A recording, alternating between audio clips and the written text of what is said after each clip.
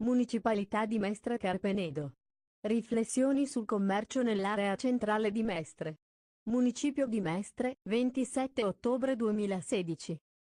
Saluto la Presidente del Consiglio Comunale di Venezia, Armelina Damiano, che è vista in sala, e vado a fare questa breve introduzione perché, come ripeto, siamo tanti, però vogliamo sentire tutti, ma anche interventi da parte del pubblico, interventi e proposte.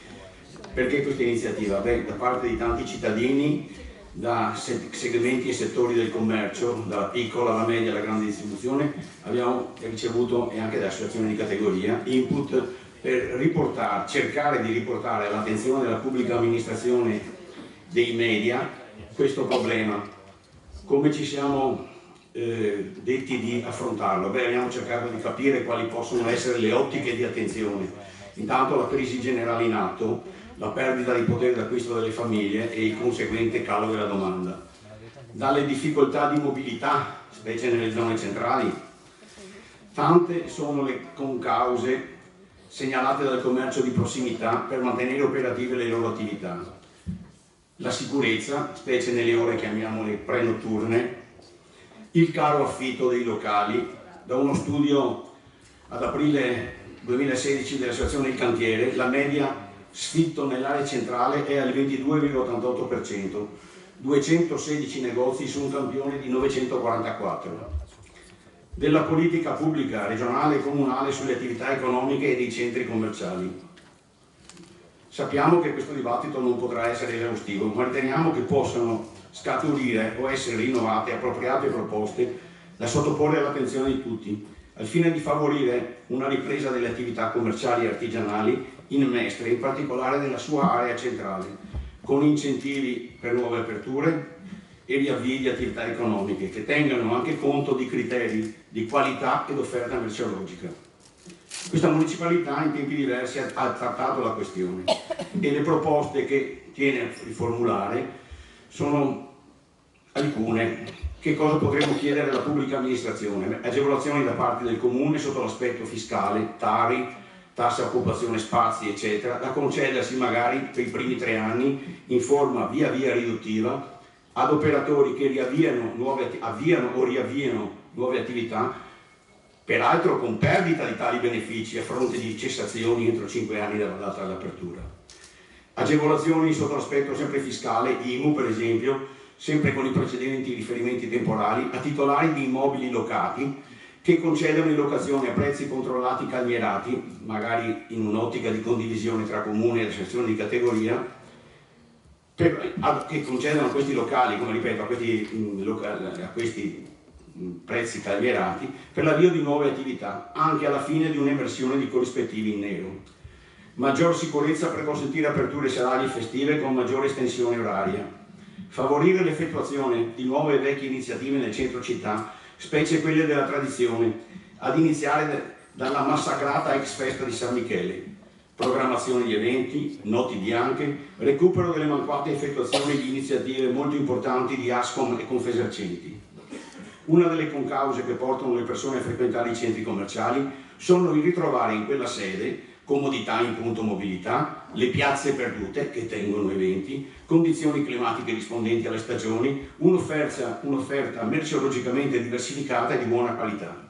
Nella nostra piazza, oltre al bar e multinazionali, vi è poco altro. La funzione aggregativa si esprime in spazi limitati e con un'offerta commerciale non in grado di attrarre clientela da fuori città. Che cosa chiediamo agli operatori economici? Per esempio pagamenti di parco agevolati per i clienti, tipo quello che ha realizzato Coin, che come sapete a fronte di spese presso il centro commerciale delle Barche dà un'agevolazione per la prima o la seconda ora. E quindi questo per gli operatori, specialmente dalla parte della zona centrale pedonale.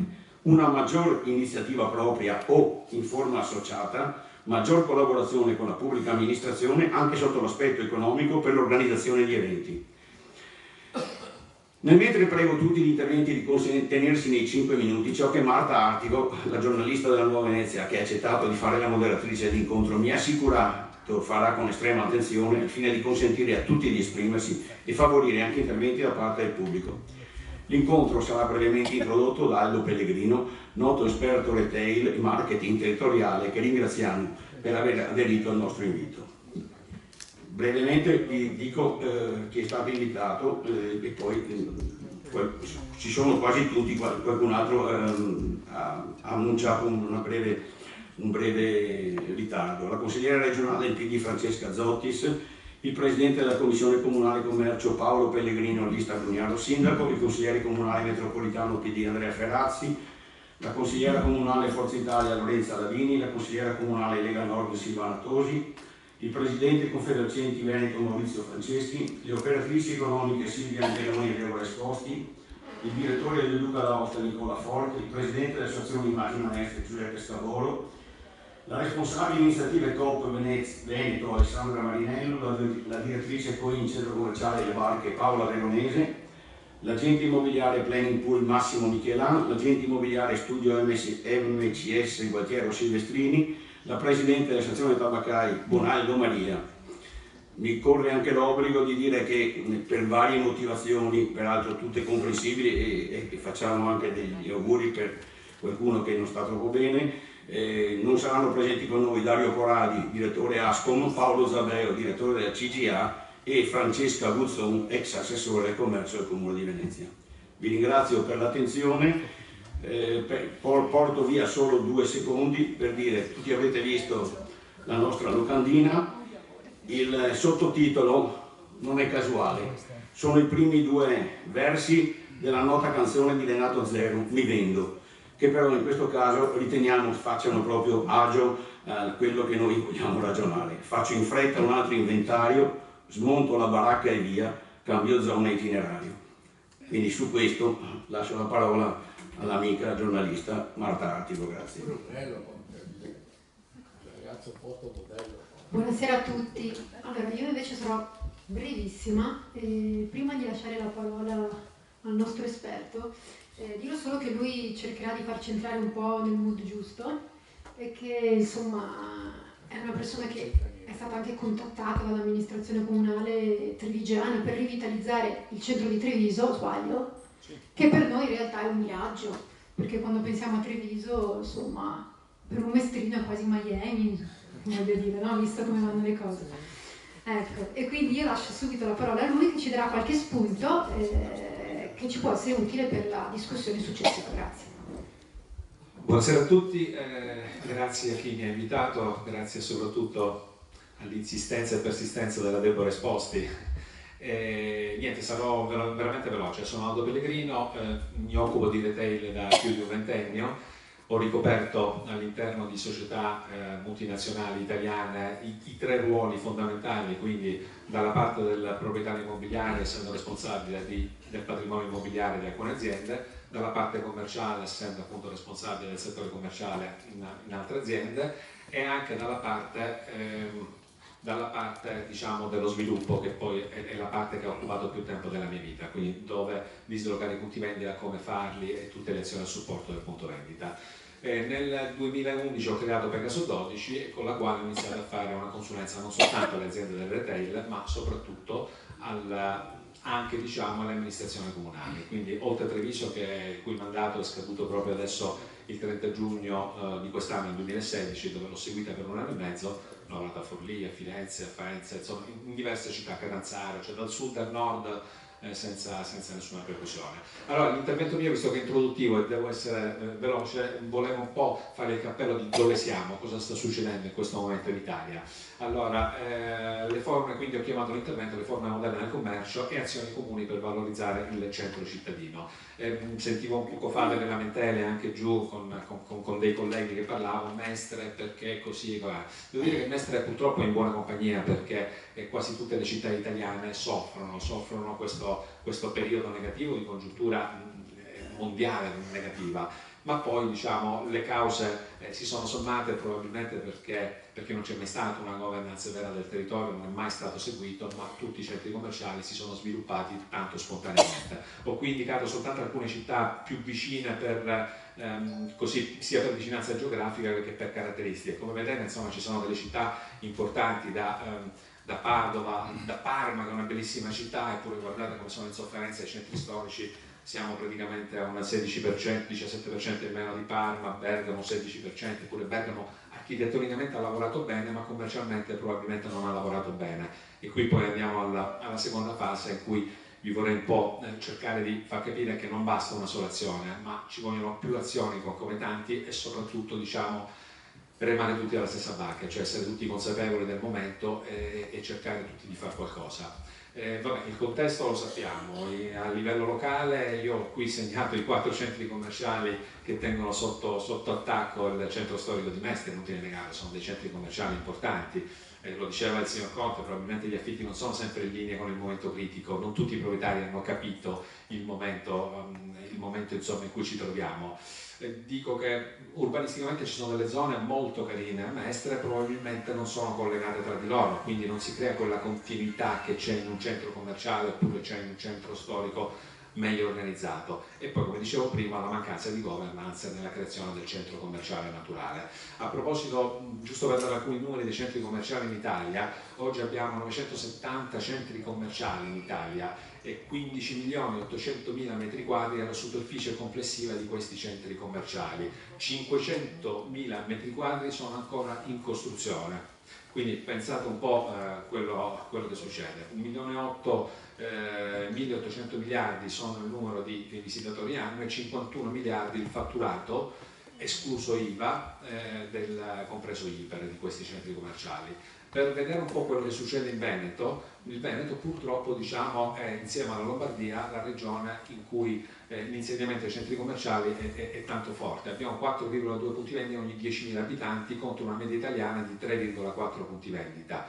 E le dimensioni anche, quindi quando si fanno le cose si fanno anche bene in Veneto, sono 5.000 metri quadri ogni 10.000 abitanti contro una media italiana di 3.000 metri quadri ogni 10.000 abitanti. Ovviamente questo ha portato a una periferizzazione del commercio e una bassa densità invece di esercizi di vicinato, di piccoli punti vendita. È una delle più basse d'Italia il Veneto, con 104 punti vendita ogni 10.000 abitanti rispetto ai 128 che è la media italiana ogni 10.000 abitanti. Parliamo dei centri commerciali, scusate se vado veloce ma altrimenti mi tagliano i cavi. Abbiamo chiesto. Esatto, mi tagliano i cavi. Mi spiace perché invece sarebbero oggetto di tante, ma magari alla fine ecco, sono a disposizione anche per raccontare le mie esperienze personali e come abbiamo affrontato certi temi in diversi comuni. E per domande. Allora, i centri commerciali è un fenomeno che però, a parte Mestre che è veramente sotto assedio, sotto attacco, però è un fenomeno che si sta un po' scemando. In altre parti d'Italia, per non parlare in Europa, in Francia ormai è praticamente finita, i francesi l'hanno capito 10 anni fa e non per niente sono venuti in Italia con i gruppi Auchan, i gruppi Leroy Merlin, tutta la grande distribuzione organizzata forte francese. Quando la Francia ha toccato, iniziava a scendere, dice andiamo a conquistare l'Italia. Questo fenomeno però dell'e-commerce non dobbiamo sottolinearlo, perché se quello è in diminuzione, questo qui invece cresce di anno in anno a doppia cifra. L'e-commerce nel 2015 in Italia ha registrato 29 miliardi di transazioni, il fatturato italiano. Purtroppo, come vedete nell'ultima riga, c'è un dominio delle aziende straniere, quindi abbiamo veramente oltre il danno la beffa, perché poi queste aziende hanno sede in paradisi fiscali e quindi non pagano neanche le tasse che devono pagare in Italia, quindi oltre a toglierci una vivacità del commercio locale, tolgono anche delle tasse al governo italiano. Però vabbè, parliamo non solo di governance, quindi di comuni o di centri storici, ma qui parliamo di governance nazionali. I settori sotto attacco sono tutti praticamente da parte di questo dell'e-commerce e dobbiamo convivere, dobbiamo cercare di farcelo amico l'e-commerce, nel senso di sfruttarlo anche noi, però da soli difficilmente ci riusciamo. Dobbiamo aggregarci, dobbiamo creare quello che loro chiamano i marketplace, cioè questi mercati generali, questi centri commerciali online, probabilmente se lo creiamo nel centro storico funziona, poi magari ne parleremo più avanti. Anche i consumatori hanno cambiato il loro modo di acquisto, l'acquisto programmato, che poi va bene per noi perché mentre nell'acquisto e-commerce si fa un acquisto programmato, noi non dobbiamo ancora cercare l'acquisto programmato, ormai ognuno di noi non ha le scarpe rotte e deve uscire per comprarselo piuttosto del maglione sgualcito, deve andare nel centro storico per il piacere di andare nel centro storico e per fare gli acquisti di impulso, quell'acquisto non previsto, quell'acquisto fatto perché ti piace vivere in quel momento ti piace quel capo passando da quella vetrina piuttosto che da un'altra. e l'acquisto d'impulso vi posso assicurare che rende di più rispetto all'acquisto programmato. L'acquisto programmato in genere ha un budget predeterminato per un determinato acquisto, l'acquisto d'impulso ti piace, lo compri e spendi. Quindi il commercio da concetto di approvvigionamento, quindi necessità, si è passati allo shopping experience, quindi all'acquisto di impulso. Il marketing, l'offerta oggi cosa vai a offrire di diverso? Quindi sì, è vero, se hai un prodotto straordinario ti agevola, ma il prodotto straordinario è difficile averlo, c'è il telefonino, il computer e basta, c'è prodotti tecnologici, ma è fatto di frutto d'ingegno, quindi di tanti investimenti. È più facile avere un punto vendita straordinario, quindi trasformare il proprio punto vendita in un luogo accogliente, che è poi ottenibile facilmente attraverso l'applicazione di semplici regole di visual merchandising. Io ricordo l'operazione OBS perché sono stato anche responsabile di sviluppo, qui mi pare che ci sia qualcuno del gruppo Coin, per 3 anni quando OBS era arancione, con quella scritta OBS, era un po' così. Quell'operazione è stata fantastica, hanno rimodernato completamente, posso dire abbiamo perché c'ero io in quel periodo nel gruppo OBS, trasformato quei negozi, quei punti vendita in boutique, pur avendo poi gli stessi fornitori e la stessa tipologia di merce, ma vi posso assicurare che non raddoppiato il fatturato, ma molto di più. OBS oggi è una grandissima realtà grazie a questa operazione. Vabbè, se poi è un prodotto straordinario, un punto vendita straordinario come l'Apple Store, ma questi sono casi molto limitati. E poi io dico anche che ci sono poche imprese che influenzano il mercato. Il fatto di questa liberalizzazione totale, io sono sempre stato sì, fautore della liberalizzazione e della globalizzazione, però attenzione, perché poi abbiamo che certi settori sono quasi appannaggio di pochi grossi gruppi che dettano le regole del mercato. E giusto per fare un esempio, nell'abbigliamento Zara, H&M, piuttosto che l'OBS che citavo prima, o bricolage, c'è il gruppo Leroy Merlin, che è il gruppo Adeo, che è proprietario di Leroy Merlin, di Brico Center, di Carrefour, di Castorama, scusate, di Castorama, di Bricoman.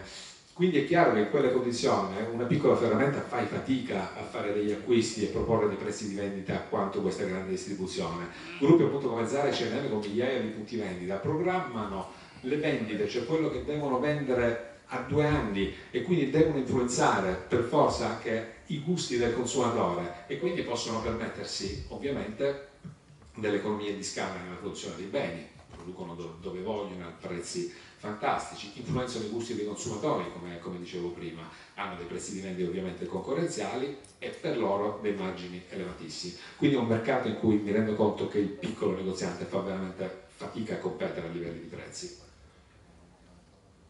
Come stanno reagendo i centri storici? Farò qui un po' alcuni esempi cosa si sta facendo. Beh, intanto il centro commerciale naturale è una realtà, ormai tutti i comuni si sono ormai attrezzati a fare centri commerciali naturali. Io sono nato per questo, insomma, aiutare i comuni a realizzare quelle che si chiamava una volta la town center management, e che non è altro che un modello organizzativo nato dalla consapevolezza che soltanto una gestione integrata dell'offerta commerciale può garantire agli esercizi di vicinato delle reali possibilità di successo nella competizione con altre tipologie distributive. Questo ve l'ho letto tutto perché è fondamentale. Cioè, se vogliamo competere con i colossi dobbiamo unirci, dobbiamo aggregarci, da soli non si arriva da nessuna parte. Vabbè, chiaramente per fare un centro commerciale naturale non basta dire, come hanno fatto tante amministrazioni, facciamo il centro commerciale naturale, lo delimitiamo ed è fatto. Ci vogliono degli esperti che sappiano come si fa un centro commerciale naturale, che seguono almeno queste 5 regole fondamentali. Passo avanti, altrimenti ripeto, ho paura che mi tagliano i fili. Comunque, velocemente, altri progetti sono gli urban center. Penso che ne abbiate sentito parlare perché poi Mestre è stato uno dei primi comuni nel 2006 con il centro culturale Candiani a voler realizzare, diciamo, l'urban center. Poi non so dove sia finito, però insomma è stato uno dei promotori. Devo dire che su 60 urban center che ho visto in Italia, quelli che ho scritto soltanto funzionano: Genova, Milano, Torino, Ferrara e Brescia. Però sono degli esperimenti eccezionali, perché è un luogo di confronto nel centro storico e di informazione a disposizione di cittadini, di pubblico esperto e di operatori economici, dove insieme si realizza in forma partecipata il centro storico. Smart City, estrema attenzione anche a questo concetto, questo può essere una parolaccia, però invece tutto deve passare oggi da questo concetto, Smart City. Cosa significa? Che una pianificazione urbanistica, un'innovazione dei servizi pubblici e delle infrastrutture non può prescindere da nuove tecnologie della comunicazione, mobilità, ambiente, efficienza energetica, qualità della vita. Perché è importante questo concetto? Cioè qualsiasi progetto dovrà essere fatto nel centro storico, deve collegarsi a nuove tecnologie, perché solo così si ottengono finanziamenti dalla comunità europea. Qualsiasi bando, adesso anche le regioni recepiscono questo concetto, è legato a progetti innovativi legati alla tecnologia. Quindi economia intelligente, mobilità intelligente, se non fai un progetto con car sharing, bike sharing, ambiente intelligente, differenziata, qualsiasi cosa fai oggi lo devi comunque legato a un concetto di città intelligenti. Il city branding anche ormai, perché le aziende hanno un loro logo, per farsi ricordare meglio, quindi oltre al nome. E tanti comuni, adesso saranno una sessantina anche qui in Italia, hanno creato, diciamo, questo marchio che da un lato conserva le origini storiche, ma deve essere innovativo e proiettato verso il futuro. Alcuni esempi mondiali di successo sono quello col cuore, la New York, ci hanno invaso di felpe e di magliette in tutto il mondo. Parigi, ecco, è uno dei pochi che ha conservato un simbolo della città, ma non è detto che altri l'abbiano consegnato. O Amsterdam ha giocato con il nome I'm Amsterdam, e comunque sono esempi che hanno girato il mondo. In Italia anche qui sono pochi gli esempi di successo, ma si stanno muovendo bene, e io devo dire sinceramente che forse l'esempio più bello è proprio in Italia, perché il caso di Bologna è fantastico, ve lo racconto in 2 secondi. Bologna non ha fatto altro che prendere i simboli dei principali monumenti, chiese, cattedrali di cui dispone, a pezzettini, dargli una lettera dell'alfabeto, dopodiché mettendolo insieme, quindi io sono Aldo, se dico Aldo, scrivo Aldo, mi digita insieme il mio logo Aldo e sotto è Bologna. Quindi quella è Bologna piuttosto che tutto il mondo è Bologna, Anza è Bologna, la Repubblica è Bologna. Questo giochino qui ha fatto il giro del mondo, ci sono i giapponesi che sono veramente sfegatati a digitare il proprio nome e a portarsi a casa il loro logo con la scritta giù è Bologna. Nel frattempo Bologna fa il giro del mondo e viene vista in un'altra veste. Allora dico brevemente che il rilancio di un territorio non può prescindere da 3 aspetti importanti che vanno concatenati, vanno visti sempre insieme. Il residenziale, ma chi ce l'ha il residenziale? Il centro commerciale? No, quindi quello zoccolo duro del commercio ci deve essere. Anche qui i centri storici si sono svuotati nel tempo di residenziale perché gli affitti erano più cari, perché gli immobili sono probabilmente vecchi, quindi da spendere soldi per questioni dei parcheggi, e quindi c'è stata una periferizzazione. Dobbiamo farli rientrare, quindi poi magari vi racconterò qualche operazione fatta in altri comuni, però è importante che il residenziale rientri in comune. Turismo e commercio sono veramente concatenati, quindi dobbiamo attrarre poi il pubblico da fuori con delle varie iniziative promozionali, di marketing, di lancio del territorio, e il commercio deve essere adeguato a chi viene nel nostro territorio nel momento attuale. Insieme realizzano le condizioni per incrociare la domanda e l'offerta. Però per far questo cosa occorre? Occorre, per attuare delle massicce operazioni di marketing, ovviamente servono risorse umane e risorse economiche. Le risorse umane si possono trovare internamente alla pubblica amministrazione. Io devo dire che in tanti comuni non ne ho trovato, ma non perché ho trovato tantissime persone competenti, bravissimi, ma non hanno un background ovviamente, perché non vengono fuori da aziende, non possono avere l'esperienza di un commerciale, ma è normale questo. E quindi bisogna rivolgersi all'esterno, ma per rivolgersi all'esterno occorrono sempre risorse economiche. I bilanci comunali sono sempre più scarni, gli sponsor, anche se devo dire che io ho fatto diverse operazioni con sponsor, soprattutto nei periodi natalizi di abbellimento di strade, che ho trovato veramente molta disponibilità.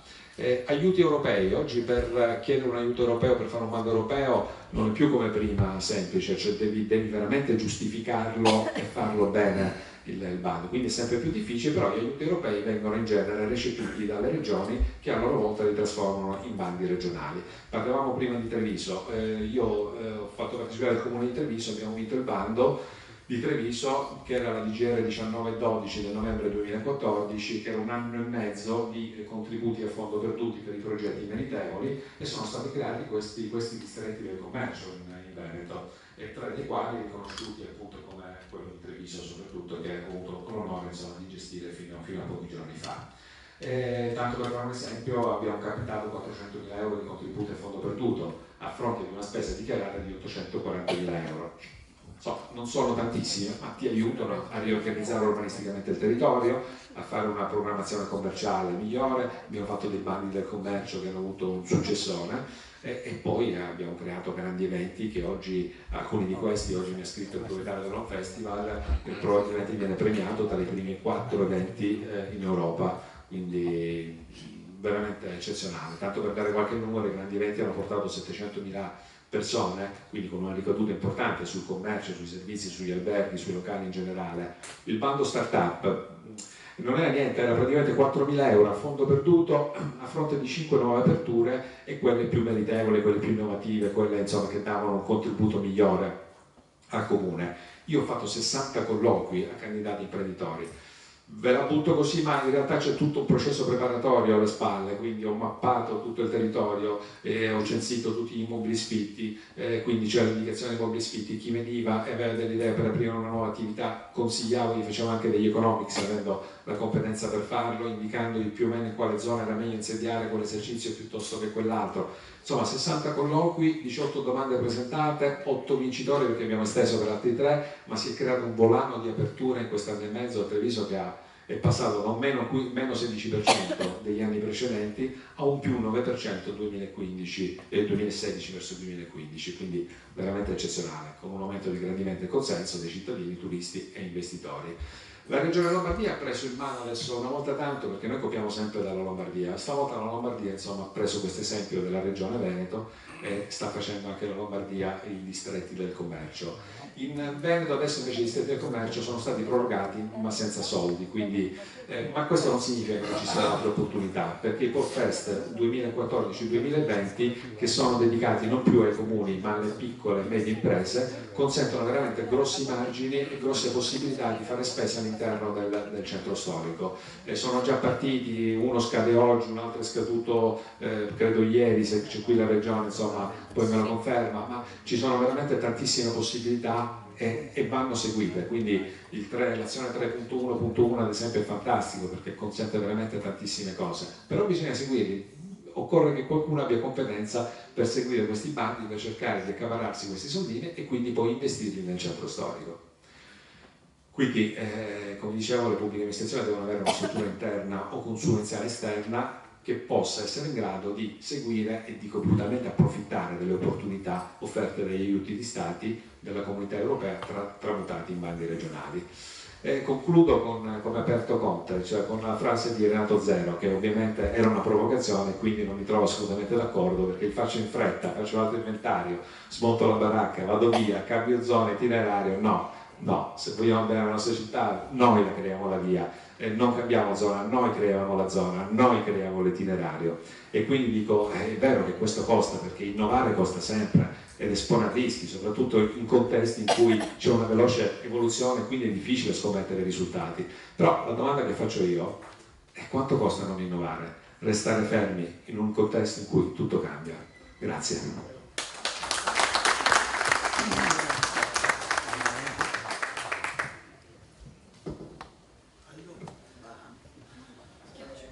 Ecco, allora intanto grazie. Saluto l'assessore Renato Boraso che vedo qua in sala e poi passo subito la palla al direttore di Confesercenti Veneto Maurizio Franceschi. Allora, abbiamo sentito parlare di brand, Mestre è anche abbastanza lontano da questo, anche se Mestre, Venezia, insomma ne avremo per creare un brand volendo. Bandi regionali, distretti del commercio. Confesercenti in questi anni ci ha provato in tutti i modi, ha suggerito qualsiasi tipo di insomma, antidoto per rivitalizzare il nostro centro. Cosa si può fare? Intanto ringrazio Vincenzo Conte per... conto i 5 minuti. Adesso... Ok. E ti ringrazio Vincenzo per l'invito, anche perché devo dire che non sono molti i luoghi dove, soprattutto in questo ultimo anno, c'è stata l'opportunità e l'occasione di discutere dei temi della città e del commercio. Io potrei limitare il mio intervento con una affermazione. Seguiamo le cose che ha detto il dottor Pellegrino, e cioè quello è il modo attraverso il quale si affrontano i temi dei centri città, dei centri storici e dei centri urbani.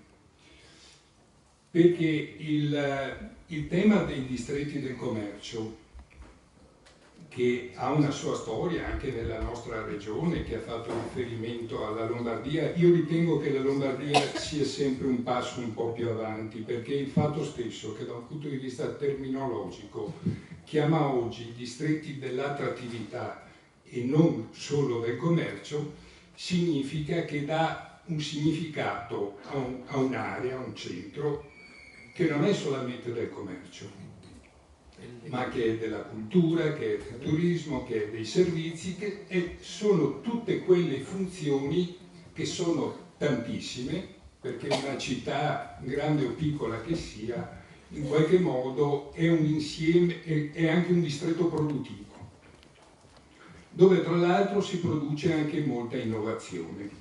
E io condivido molto l'affermazione che si deve fare innovazione. Ora, quando si parla di innovazione anche da un punto di vista commerciale, immediatamente c'è la preoccupazione anche da parte dei commercianti stessi di dire: oddio, che cosa significa, che cosa devo cambiare. In realtà, proprio perché ormai i prodotti sono tutti uguali, noi vediamo che anche nel nostro centro cittadino l'80% circa di negozi sono in franchising e vendono le stesse cose che vendono nei centri commerciali. Ora, perché la gente frequenta molto di più i centri commerciali? Beh, per diverse motivazioni. Innanzitutto perché lì ci sta un'offerta molto forte. Le città hanno, a partire da Mestre, hanno un'offerta commerciale assolutamente debole, che non può nemmeno pensare lontanamente di competere con l'attrattività dei centri commerciali, perché mancano in particolare non solo l'innovazione, che innovazione è da intendersi come il miglioramento e l'adeguamento in forma nuova e più, diciamo, con maggiore appeal del negozio, ma significa anche fare innovazione, avere una capacità di comunicare diversamente con i consumatori. Ma una delle grandi carenze che hanno le nostre città e che ha Mestre è che ormai sono scomparse tutte le medie e grandi dimensioni, che sono i veri attrattori. Io quando ho sempre salutato, anche qualche volta prendendomi dei rimproveri da parte dei commercianti, che ho sempre detto che il centro commerciale Le Barche, Coin quindi, è stata la salvezza di questa città per un bel periodo di tempo. Ed è anche per questo motivo, e qui c'è Andrea Ferazzi che è stato assessore all'urbanistica con la precedente amministrazione, quando si parlava dell'Umberto I, che purtroppo è diventato un buco della città. Poi ci domandiamo perché la città fa fatica a partire. Se pensiamo solo che in centro città abbiamo un grande buco, che è quello dell'Umberto I, che è uno spazio grandissimo, centrale, che doveva rappresentare il rinascimento e il rilancio competitivo della città nella modernizzazione per quello che doveva essere realizzato. E cioè quando io dicevo a Ferazzi, ma anche all'assessore precedente, dobbiamo prevedere molti metri quadri di superficie commerciale, di medie e grandi strutture, perché abbiamo un problema di competitività. E se noi non facciamo degli innesti molto forti di medie e grandi superfici, difficilmente la città potrà rispondere in qualche modo al fatto stesso che Mestre è una città fortemente compromessa dal punto di vista, diciamo, commerciale, perché è circondata da centri commerciali. Quindi una prima risposta è anche nel fatto che quello che è stato scritto nella legge regionale 50, che noi come Confesercenti abbiamo fortemente voluto, e cioè creare degli incentivi togliendo tutta una serie di vincoli perché le medie e grandi superfici possano insediarsi all'interno della città e mettendo dei fortissimi disincentivi perché si deve smetterla di consumare suolo e costruire centri commerciali o centri di attrazione fuori della città. E questa è una prima considerazione che deve essere fatta. La seconda considerazione è che proprio perché le città sono fortemente compromesse, Mestre come altre città, dobbiamo fare quelle cose che sono oggi possibili. Allora, a partire proprio dal concetto del distretto del commercio, che cosa significa per me e per chi ha seguito, diciamo, i distretti del commercio? Significa realizzare un tavolo di partenariato dove metti assieme tanti soggetti che devono avere però una regia nell'amministrazione comunale e i soggetti devono essere tantissimi, cioè tutti quelli che possono fare qualcosa per la città. E qui anche i commercianti sono chiamati a fare di più rispetto a quanto hanno fatto fino a ieri, nel momento in cui c'è un'amministrazione comunale che pensa non di risolvere il problema dell'attrattività della città, delle sue funzioni, dell'attirare consumatori. Tenete conto che un problema di Mestre non è solo i consumatori, è che non ci sono gli investitori, perché gli imprenditori non credono ancora in questa città, perché tutti gli esempi finora che si sono realizzati dimostrano che forse questa città, insomma, è poco attrattiva. Quindi un partenariato, un governo, un partenariato sotto la guida dell'amministrazione comunale che deve pensare ai risultati nel tempo e che non deve pensare che la soluzione di Mestre è legata a un'iniziativa in più o un'iniziativa in meno. Sono tante le azioni che devono essere svolte, dal fatto stesso di creare degli incentivi e disincentivi per quanto riguarda i negozi sfitti, dal fatto stesso che noi stessi per le start-up, nel momento in cui si aprono attività in un concerto di collaborazione, le associazioni di categoria possono mettere a disposizione i propri servizi, dal credito alla contabilità gratuita, a tutti quei servizi di cui hanno bisogno, a una politica dei parcheggi che non è stabilisco una volta per tutti i prezzi del parcheggio in centro e quelli che stanno fuori, ma deve essere molto flessibile e molto dinamica. Ha tantissime cose che si possono fare. Concludo dicendo, è un argomento su cui avrei ancora molte cose da dire, però concludo questo mio brevissimo intervento con questa, raccontandovi questa cosa. I distretti del commercio a Mestre, il primo bando è del 2008 se non ricordo male. Noi come Confesercenti abbiamo presentato il bando in collaborazione con l'amministrazione comunale, che devo dire in particolare quella successiva perché era la fase di passaggio, non ho capito perché, ma non l'ha vissuto molto bene, forse non aveva probabilmente capito che cos'era, no? Ecco, in quel periodo noi abbiamo fatto tantissime di quelle azioni e progettazioni molto simili a quelle che lei ha illustrato. Devo dire che nessuno se n'è accorto, probabilmente abbiamo sbagliato tutto noi, ma credo che assieme a noi abbiano sbagliato e forse di più tanti altri. E credo che su tutto questo, proprio perché è presente anche l'assessore al commercio Boraso, e concludo davvero, dobbiamo anche dire che è difficile fare le cose se da un anno e qualche mese siamo senza assessore. Abbiamo ora un assessore pro tempore che io apprezzo perché sono molto, devo dire che sono molto contento che sia Renato Boraso perché lo conosco, l'assessore di riferimento, d'accordo, però serve un interlocutore e l'interlocutore deve essere l'amministrazione comunale attraverso le sue rappresentanze che sa mettere assieme tutti i soggetti a partire dalle associazioni di categorie, ma di chiunque voglia partecipare e contribuire per costruire un tavolo di partenariato che definisce un progetto che richiede del tempo, ma sul quale si lavora tutti e con molta convinzione. Grazie. Bene. Bravo Maurizio. Grazie. Consigliere regionale De Zottis. E allora, la regione che ci ha dotato di tutti questi centri commerciali che hanno messo sotto attacco, diciamo, Mestre, come ha detto prima Paolo Pellegrini, cosa si può fare adesso? Come attrarre qualche fondo, qualche finanziamento? Allora, parto da dove in qualche modo ci ha lasciato Franceschi in questo momento, che era la legge sui distretti del commercio.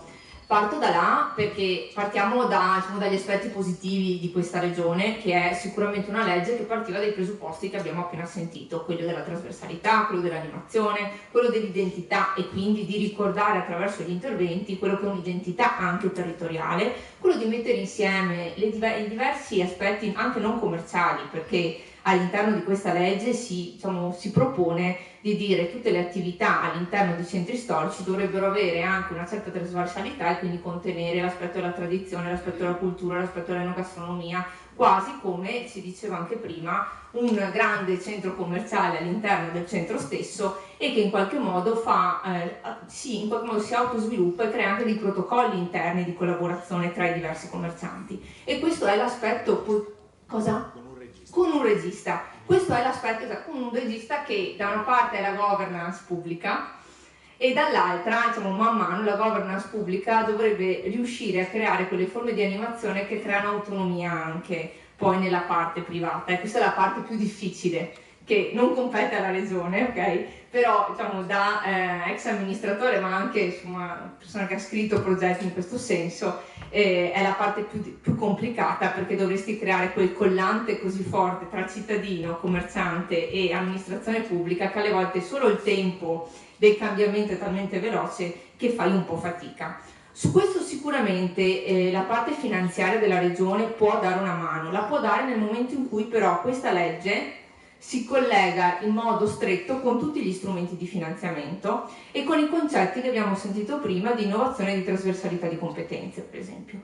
Ad oggi, vedevo prima citata la 3.1.1, turismo, allora secondo me ci sono degli aspetti che si possono migliorare, poi parlo anche dell'aspetto urbanistico. Gli aspetti che si possono migliorare sono legati al fatto che questi bandi, per esempio l'aspetto del bando cultura sul Port Fesre, non considerano in modo così pesante l'aspetto intangibile. A me è piaciuto molto prima quando è stato citato l'e-commerce e anche il marketplace. È una realtà e se noi guardiamo anche dalle statistiche dell'Unioncamere e del Veneto ci dicono che è una realtà in forte crescita, che o noi riusciamo a renderla interna al centro oppure diventa automaticamente un concorrente a cui noi non riusciamo a mettere freno. E soprattutto non riusciremo mai ad avere imprese grosse con capitali importanti, patrimoniali e finanziari che mettono investimenti né in Mestre Venezia, che parte da un aspetto di facilitazione, ha un'identità forte e è una città con un numero di abitanti abbastanza numeroso, tale da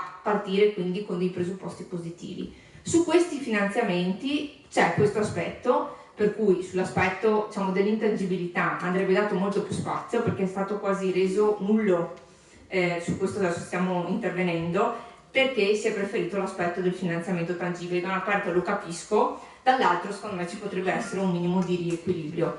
Dall'altro c'è l'aspetto della trasversalità, perché nel momento in cui tu vuoi promuovere start-up, devi anche, c'è l'aspetto per esempio bando natura, che si collega al turismo e quindi si potrebbe ricollegare anche in un rilancio del centro storico come quello di Mestre Venezia, non puoi mettere dei paletti troppo alti come per esempio l'inserimento già di assunzioni di laureati o con una laurea specifica o di una guida turistica, perché vai a rendere vano lo sforzo di chi si sta immettendo nel mercato e sta avviando un'attività di innovazione. E quindi ci sono degli aspetti che si possono migliorare proprio per andare nelle direzioni che non ripeto. E poi c'è anche un aspetto di monitoraggio che dovrebbe aiutarci. Allora, se questa legge è positiva, quello che potremmo migliorare è che dentro questa legge c'è indicato che la Regione deve fare il monitoraggio. Il monitoraggio si può basare su alcuni indicatori che sono indicatori standard o su un miglioramento degli indicatori che partono anche da dei paradigmi che sono nuovi, perché ormai il cittadino non va più a comprare in centro sempre o comunque gli stessi prodotti come 10 anni fa. Il cittadino spesso, e soprattutto chi viene da fuori come chi potrebbe recarsi a Mestre Venezia, a Mestre, può essere attratto anche da un aspetto di emozione e da un aspetto di emotività. Allora, degli indicatori che guardano più alle trasformazioni sociologiche e anche psicologiche del consumatore potrebbero essere utili per arrivare a dire quello che diceva prima Franceschi sull'occupazione delle medie strutture, ma anche su come fare animazione, ma anche su come fare comunque marketing, ma anche su come mettere in rete i diversi aspetti commerciali e anche magari su, prima è stato proposto 3 anni, può essere 1 anno, può essere 3, però anche sugli aspetti di fiscalità, di mobilità, e quindi avere un monitoraggio che si un po' concentra un po' di più su quelli che sono i cambiamenti che man mano avvengono, e soprattutto un monitoraggio che sia comunicato e un monitoraggio che sia partecipato, perché se poi i dati vengono dati una volta all'anno o una volta ogni 6 mesi con gli stessi partner e non c'è un coinvolgimento reale e fattivo, è chiaro che allora quello strumento che è essenziale per rilanciare il centro diventa quasi vano e poco proficuo. L'ultimo aspetto, e poi ho finito, è l'aspetto che non dovrebbe essere più chiamato urbanistica, perché siamo in un'epoca in cui si chiama pianificazione del territorio e quindi è già concettualmente completamente diverso rispetto all'aspetto dell'urbanistica. Adesso in Regione Veneto stiamo lavorando alla legge sul consumo di suolo.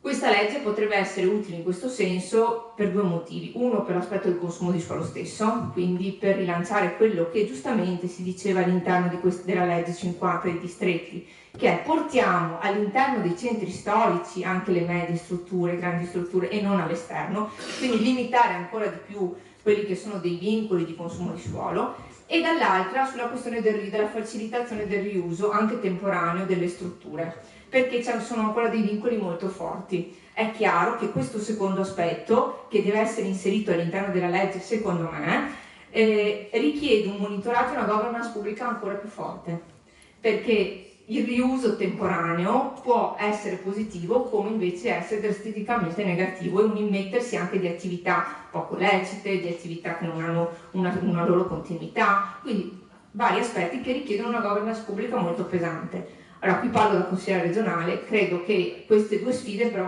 vadano colte entrambe e subito, altrimenti centri come Mestre, per esempio, mancano di 2 strumenti importanti, quelli che ho appena citato, che difficilmente riusciranno ad immettersi solo con una governance amministrativa, che si trova spesso anche in qualche modo attirata e tirata da quelli che sono degli interessi corretti, okay, del territorio, ma alle volte magari più particolari. Quindi se riusciamo a rendere più organici lo strumento della legge 50 con gli strumenti finanziari, guardando a quello che abbiamo già sentito prima, con lo strumento di pianificazione del territorio, sul consumo di suolo e sull'uso temporaneo delle strutture, secondo me sono degli elementi che su un centro come Mestre Venezia, unito all'aspetto dell'animazione, che deve essere partecipazione e che deve essere però non visto come i grandi eventi, quella è un'altra cosa, l'animazione è un'altra cosa, è proprio il continuare a creare rete continua anche di rapporti commerciali. Allora, questi aspetti messi insieme possono sicuramente facilitare, richiedono un lavoro e un impegno di continuità e dei partner privati e pubblici che sicuramente non è indifferente ma è essenziale. Allora, ringrazio il consigliere regionale De Zottis anche per la sintesi. Io vorrei chiamare in causa qui il comune, nel senso, il direttore di Confesercenti Franceschi giustamente ha parlato di un tema che forse è un po' scomodo, però dicendo: ma in quest'anno che cosa è stato fatto? È quello che un pochino si domandano tutti, per Mestre ovviamente. Quindi io adesso passerei la parola al presidente della Commissione Comunale Commercio, Paolo Pellegrini, che ci dica un pochino che cosa stanno pensando di fare, visto che sta morendo tutto. Ringrazio. Allora, io credo che più propriamente per spiegare quali siano le strategie dell'amministrazione approfitteremo della presenza dell'assessore, che è assessore da poche settimane. Io vorrei approfittare per fare qualche riflessione sul tema del commercio, perché non vorrei arrivare, mi scusi Presidente Conte, a individuare come soluzioni quelli di fare ricorso ad agevolazioni fiscali che non dipendono dalle amministrazioni comunali e che in questi anni in cui si fatica a combinare il primo col secondo c'è poco da illudersi che lo Stato, la Regione, l'amministrazione comunale possa fare sconti sulle tassazioni, agevolare. Ahimè, temo che sia difficile, perché per esempio io mi sono dedicato a questa attività di consigliere comunale da un anno, fino a ieri ero commerciante e tutto sommato nessuno ha mai aiutato questi commercianti, hanno sempre dovuto arrangiarsi da soli. Vorrei appunto fare alcune osservazioni. Allora, ho trovato molto interessante la relazione del mio quasi omonimo dottor Pellegrino e vorrei suggerirvi che l'e-commerce lo vedo come un rischio per la nostra società, perché spariranno secondo me anche i centri commerciali, o c'è il rischio che spariscano i centri commerciali.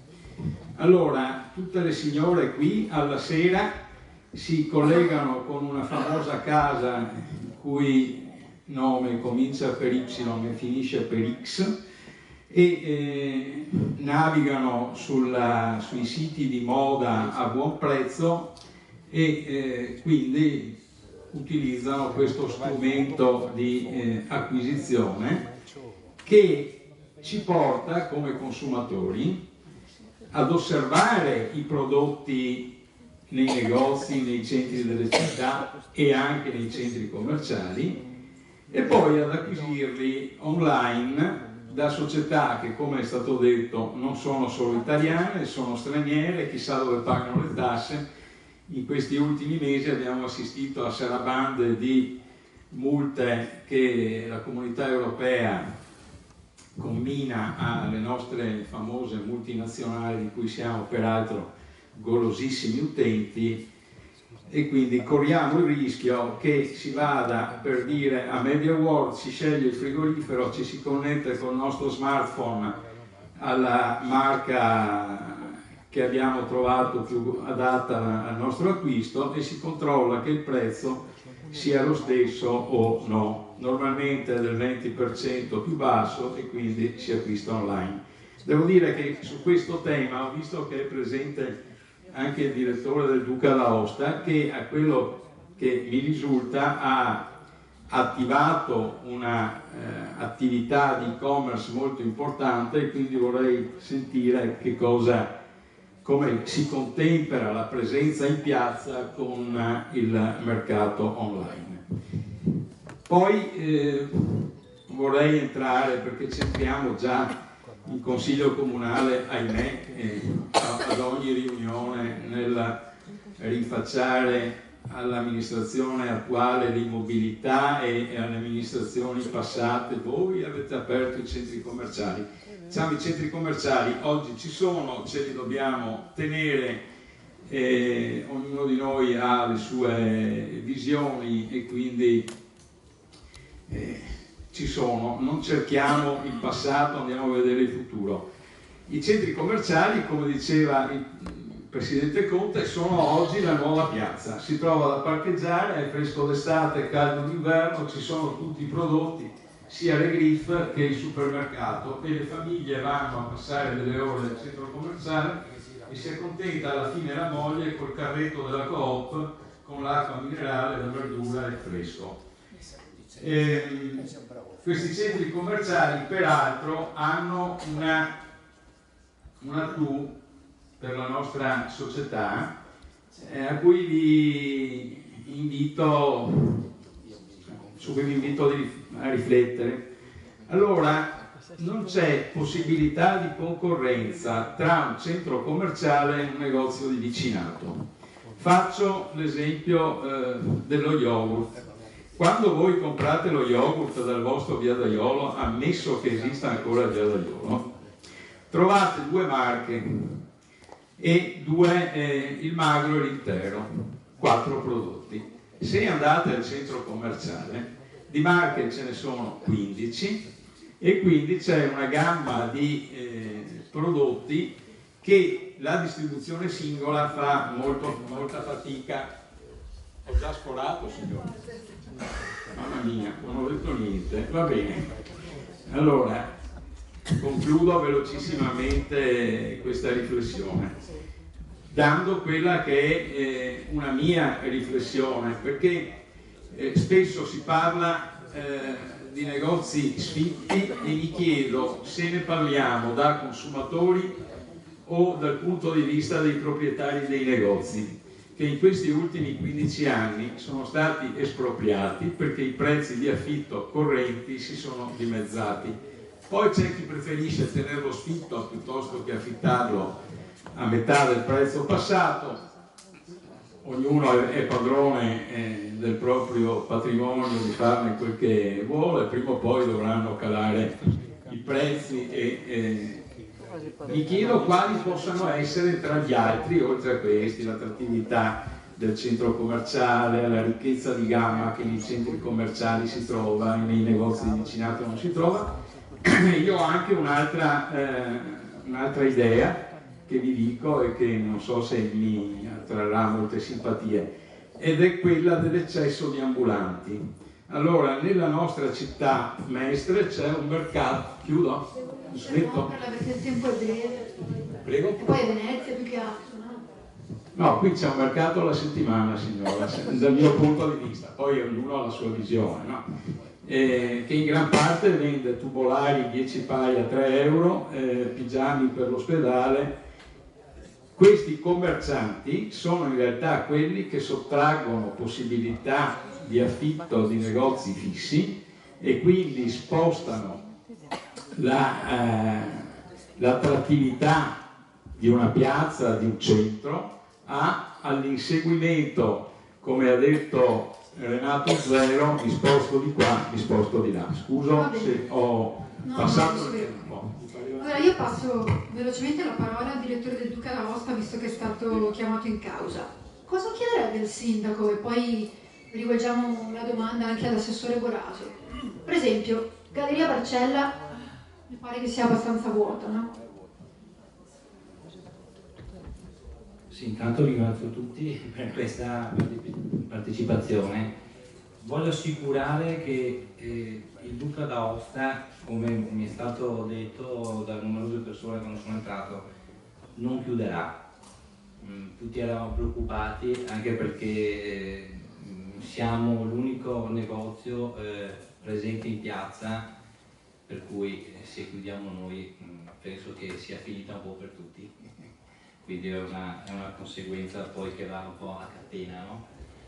Ecco, per cui voleva sapere prima con le vendite online come, ecco, noi la nostra fortuna per quanto riguarda Mestre, perché avendo poi altre attività in altre città che ben conoscete, sono realtà diverse, di Padova, Verona, Treviso, hanno molte più attrazioni, anche la domenica per esempio sono aperti, noi invece la domenica teniamo chiuso perché Mestre insomma è una vita che, ce lo diciamo, non c'è gente, ecco, quindi non va neanche la pena di tenere aperti, a meno che non si creano delle situazioni, degli eventi, no? Che siamo qui che ne parliamo ormai da tanto tempo, ma non arrivano, non succede nulla.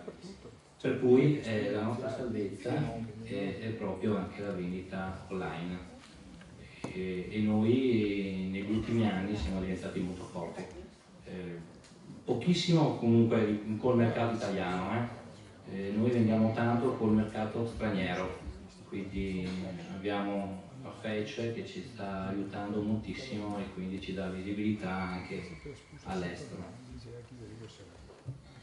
Poi cosa è da chiedere? Abbiamo chiesto tante cose in varie riunioni, abbiamo chiesto parcheggi gratuiti anche nei periodi natalizi, che questa è una cosa che secondo me è molto semplice, quindi da attirare anche poi persone, attirarle magari, ecco, dandole anche una promozione col parcheggio, ripeto, nei periodi quelli diciamo poteva essere Natale, con i fine settimana gratuiti, quindi anche lì da incrementare, anche a mio avviso, anche molta gente che venga a Mestre a fare gli acquisti.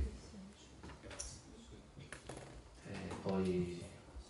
Grazie mille. Ecco, questo è il mio intervento. Assessore Corallo, parcheggi, ZDL, gente in centro, quale sarà la ricetta? Che cosa avete in mente? Brevemente anche a lei chiedo di rientrare dentro i 5 minuti.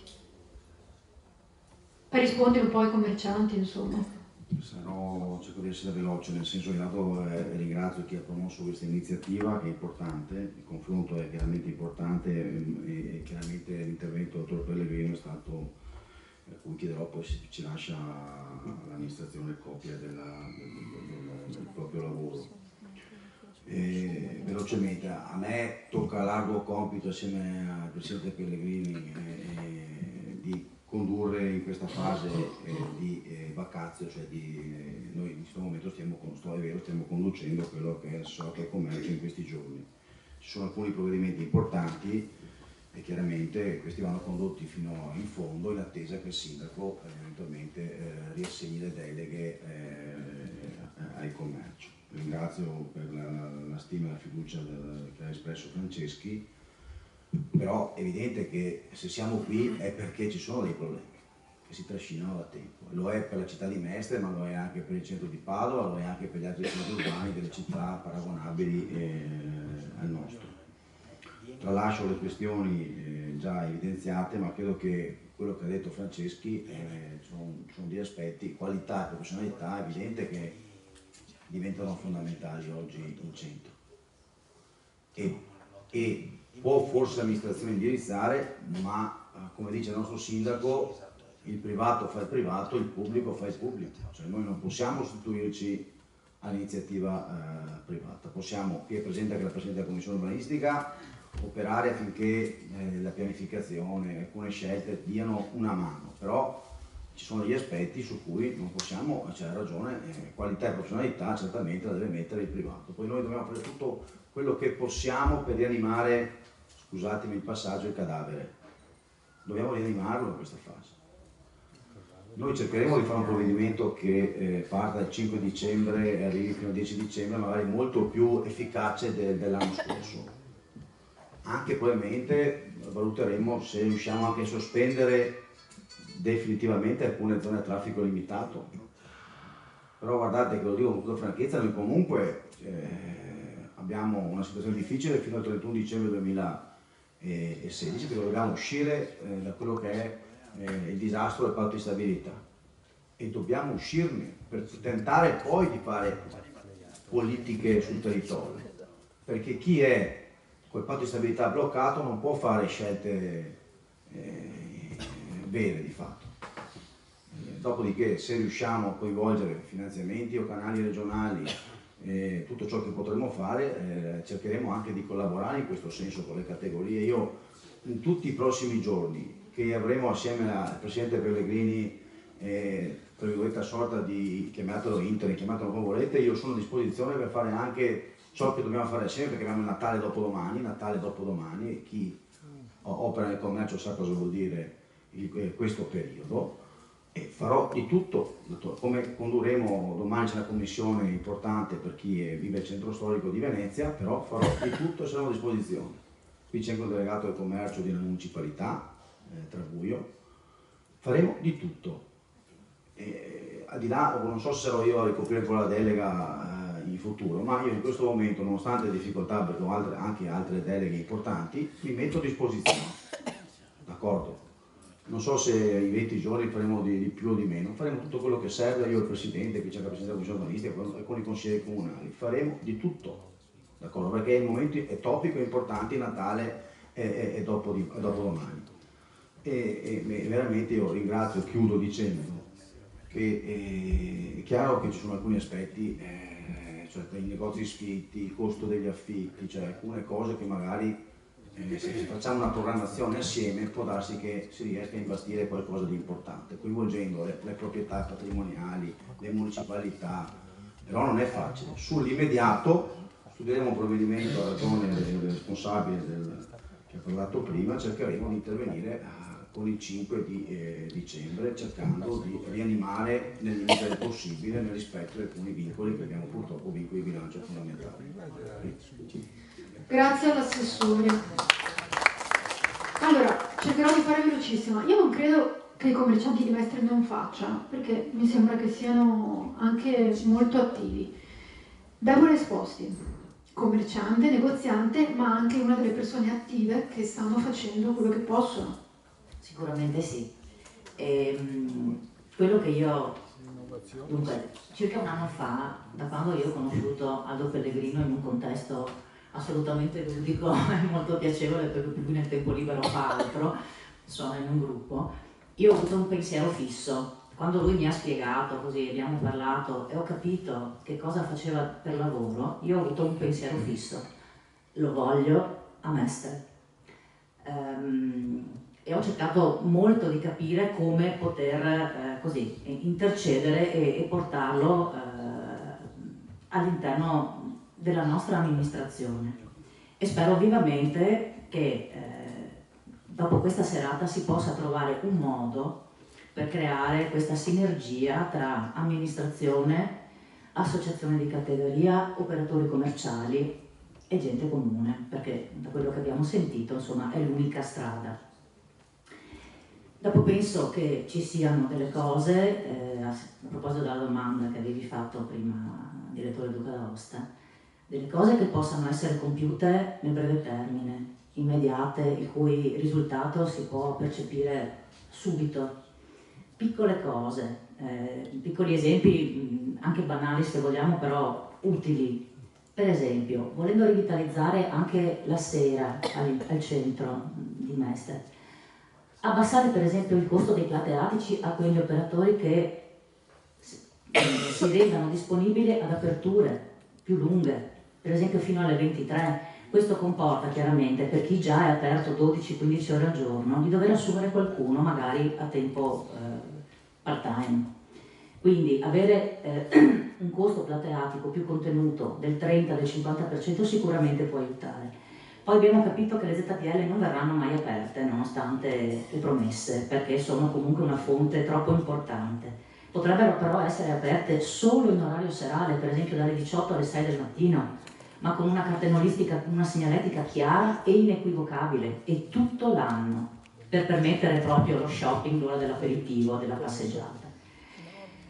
E poi ovviamente un calendario stabile e programmato dall'inizio dell'anno di eventi economici, sportivi, culturali, non a spot, fatti ogni tanto, con la sorpresa poi sul giornale il giorno dopo di quanta gente in realtà hanno attratto. A me pare una cosa ovvia, se l'evento è di qualità la gente a Mestre viene. E qui mi collego con un'altra cosa invece a cui tengo particolarmente, che è quella proprio legata alla città, perché è tempo che l'immagine di Mestre, la sua identità vengano rivalutate, ed è ora di smarcarsi, di finirla di nascondersi dietro quelle che io chiamo le gonne di Mamma Venezia.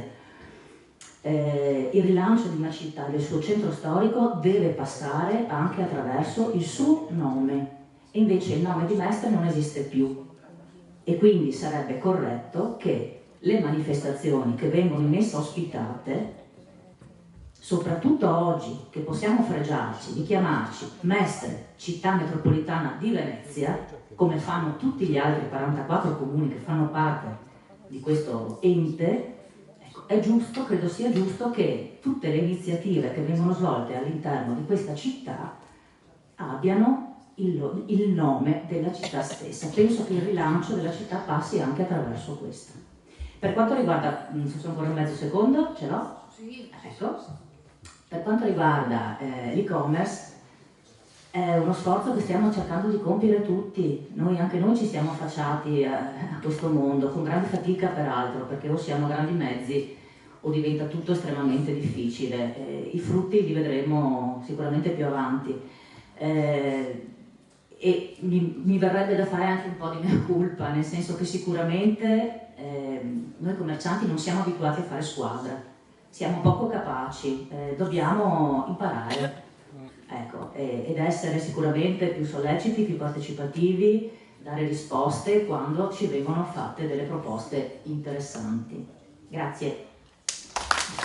Grazie a voi Sport. Adesso per far condicio facciamo parlare il consigliere Ferrazzi. Allora, una cosa sola, visto che tocchiamo un punto un po' dolente. I commercianti che fanno anche molto hanno detto la loro, però noi cosa abbiamo ricevuto durante quest'anno? Una piazza Ferretto vuota. Ferrazzi. Grazie alla municipalità e al suo presidente, perché questa cosa è importante, cioè mettere attorno a un tavolo soggetti diversi che hanno a cuore il rilancio della nostra città, e ci ricordava bene il relatore nell'introduzione, è l'unico modo peraltro appunto di poter creare dei progetti di successo. Per Flash, prima questione, il mio pensiero, nella mia esperienza, non c'è solo il rilancio, cioè non funziona il rilancio del commercio se non si rigenerano complessivamente i centri urbani e i centri storici in particolare. E allora il rilancio del commercio va inserito in questa cosa qua, perché paradossalmente oggi i non luoghi non sono più i centri commerciali o i parchi commerciali, i non luoghi stanno diventando sempre di più i centri urbani e i centri storici.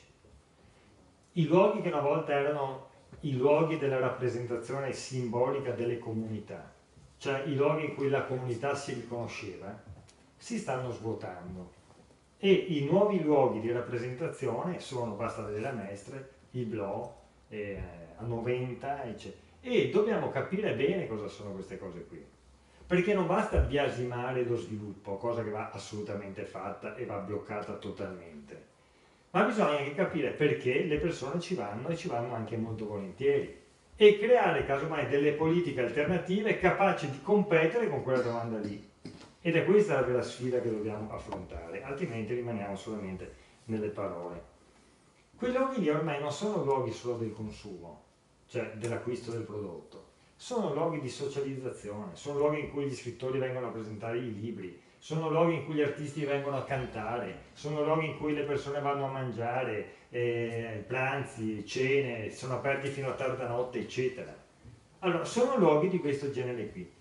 Il tema è, allora, come riuscire a creare dei nostri centri storici i luoghi e non più i non luoghi. Alcune linee di azione che secondo me sono importanti. Primo, assolutamente sì sulla legge 50 del commercio. Ne parlava prima Franceschi, io da assessore all'urbanistica ho combattuto anch'io una battaglia, ricordo anche che non eravamo d'accordo con alcuni anche amici eccetera anche di questa municipalità, perché ritenevo di dover mettere all'interno della città dei luoghi almeno di commercio di media dimensione. Un primo successo l'abbiamo già ottenuto, perché è del tutto evidente che il progetto di rigenerazione complessiva dell'ex deposito CTV, che abbiamo chiuso in 6 mesi di lavoro e che tra un po' vedrà il completamento con l'inaugurazione della torre, è una cosa di quel tipo lì. E ancora più importante è quello che si può fare all'Umberto I, naturalmente questione di non facile soluzione. La signora Esposti diceva prima, citava un termine fondamentale, l'immagine. Io ricordo che feci un giro per la nazione alla ricerca di investitori su Umberto I e incontrai Farinetti e mi disse: io a Mestre non ci verrò mai. Cioè la questione dell'immagine, e non la conosceva praticamente Mestre, ma infatti apre a Verona, apre a Treviso, apre eccetera, ma i titoli a Mestre non si vedono. Allora la questione dell'immagine è fondamentale, la questione del senso di appartenenza, anche della dignità di una comunità che vuole rilanciarsi con tutti gli strumenti che si può dare. Seconda questione, a livello di norme regionali però c'è stato anche il piano casa che ha fatto qualche danno, perché il BLO è aumentato del 40% nelle cubature per il piano casa terra. Allora, vogliamo fare un piano casa che sia per la famiglia? Benissimo, facciamolo selettivo, è molto semplice. Basta vincolare l'espansione volumetrica alla residenza e non ai centri commerciali e direzionali ricettivi. Perché se andiamo a vedere poi l'espansione veramente ottenuta in cubatura, vediamo bene che le piccole camerette per i figli sul totale del costruito sono lo 0, eccetera, eccetera. Terza questione. una grande politica della rigenerazione, degli strumenti per rigenerare davvero i centri urbani, che oggi non ci sono nel nostro paese. Nel nostro paese abbiamo fatto a malapena una legge sul consumo del suolo zero, passata solo alla Camera, che verrà assolutamente bloccata al Senato. Stiamo cercando di fare una legge regionale sul consumo del suolo zero, manca totalmente tutta quella che è la legislazione innovativa nella logica della valorizzazione e dell'utilizzo del territorio nei centri urbani. La rottamazione edilizia, per esempio, ci si sta lavorando a livello nazionale, ma è un tema assolutamente da affrontare. La valorizzazione del patrimonio immobiliare attraverso il partenariato pubblico-privato, che questa è la frontiera. La CITU è quella roba lì, Barcella è quella roba lì, con convenzione urbanistica ma pubblico-privato. Il Candiani è stata quella roba lì, convenzione urbanistica pubblico-privato. Quindi non con la puzza sotto il naso nei confronti del privato, ma il pubblico deve capire che il privato è una grandissima chance da valorizzare sotto il governo pubblico, che definisce le finalità e controlla il processo, ma va assolutamente valorizzato in questa logica. Ultimissimo punto per Flash, la questione del governo del territorio. Mestre è nata malissimo, la Mestre diciamo contemporanea è nata malissimo. Non c'è dubbio alcuno che dal punto di vista urbanistico sia assolutamente migliorato in questi decenni. I parcheggi non c'è nessuna chiusa, non c'è nessuna città del Veneto di queste dimensioni che ha tanti parcheggi quanti Mestre, proprio numericamente, tanti parcheggi quanti Mestre. ZTL, vediamo questa politica adesso. Allora, il tema non è vedere settorialmente cosa fare, il tema è un grande progetto di rilancio che, vedendo il settore come un punto dell'intercalare, è capace di pensare alla grande, esattamente come ci ha proposto il dottore all'inizio. Grazie. Grazie consigliere Ferrazzi. Allora, visto che qui la direttrice di COI mi pare se ne sia dovuta andare perché c'era Family and Friends, però abbiamo il direttore del Centro Le Barche che comunque prima è stato anche citato proprio perché è un esempio centrale di centro commerciale, se vogliamo. Sì, decisamente. Guarda, spendo solo 2 parole per presentarmi. Sì, direttore del Centro Le Barche, in realtà sono amministratore di una società di consulenza che è un gruppo leader non solo italiano ma internazionale, CB De Cervellis, di CBR, infatti che Aldo Pellegrino penso lo conosca molto bene, infatti ringrazio anche per un bellissimo intervento. E tra i vari progetti ho la gestione di questo fondo, perché è un fondo di investimenti immobiliari, Centro Le Barche, e quindi volevo sì, presentarmi, nel senso perché direttore del Centro Le Barche, ma ho questa visione. Vi siete evoluti, insomma, avete sì, fatto molti cambiamenti? Assolutamente sì. Ma quello che volevo un attimo far capire, anche valutando un punto di vista che vada sia dalla parte teorica per arrivare alla parte pratica, è quella che voglio dare alcuni obiettivi che un gestore di un fondo di questo tipo, cioè Centro Commerciale Le Barche, deve tenere in considerazione e alcuni parametri che noi dobbiamo sempre avere sott'occhio e ai quali dobbiamo rispondere. Una piccola lista, cioè noi normalmente abbiamo vendite, costi di gestione, affitti, quindi rendita dell'immobile, del patrimonio immobiliare, gestione delle affluenze e controllo delle affluenze, gestione delle attività di marketing, quindi eventi e funzionalità in termini di comunicazione, advertising e quant'altro, e analisi costante dei competitor. Queste sono le cose che normalmente in una gestione di un fondo di carattere retail si devono fare. Per Centro Le Barche mi sono trovato a dover fare un caso studio, quindi noi stiamo proprio affrontando Centro Le Barche come un caso studio, cioè come una delle realtà uniche a livello nazionale, perché non è tanto centro commerciale, ma un completamento di un centro cittadino, di un centro urbano dal punto di vista commerciale. E infatti si è aggiunto un ulteriore parametro nuovo, che è la sinergia, cioè è nata questa parola nuova nel fondo, quindi proprio il fondo di investimento dice beh ma cos'è? Cioè perché io ho aggiunto nel fondo questa parola nuova che è la sinergia. Cioè Centro Le Barche, a differenza di tutti i centri commerciali, e potremmo parlarne tantissimo perché diciamo li studiamo e gestisco più cose nei centri commerciali, ha una parola in più che è la sinergia, sinergia con il territorio in cui è posizionata. Cioè è un centro dove la collaborazione costante, continua e l'evoluzione insieme, cioè l'evoluzione diciamo contemporanea insieme al territorio in cui è inserita diventa fondamentale. Infatti approfitto di questa occasione per dire che siamo un esempio diciamo sotto gli occhi di tutti per far capire quanto bisogna stringere sempre di più la collaborazione fra l'investitore privato, fra la realtà privata e il pubblico. Il Centro Le Barche, rappresentato da me in questo caso e da Paola diciamo, come nostro maggiore partner, potrebbe essere proprio un punto di riferimento ma anche un punto di studio per cominciare a parlare sempre di più fra il privato e il pubblico, perché ci sentiamo parte di Mestre e in questo caso studio può diventare proprio l'apertura di un canale nuovo di comunicazione. Il canale di comunicazione secondo me deve rafforzarsi sempre di più, perché spesso e volentieri il privato non sa come interagire con il pubblico o viceversa, e in questo caso sono il primo a dire che capiamo questa cosa, cioè capiamo come io come Centro Le Barche in questo caso, ma il Torello della Vostra, ma come chiunque negoziante, qual è la modalità migliore per cominciare a collaborare e creare qualcosa in sinergia.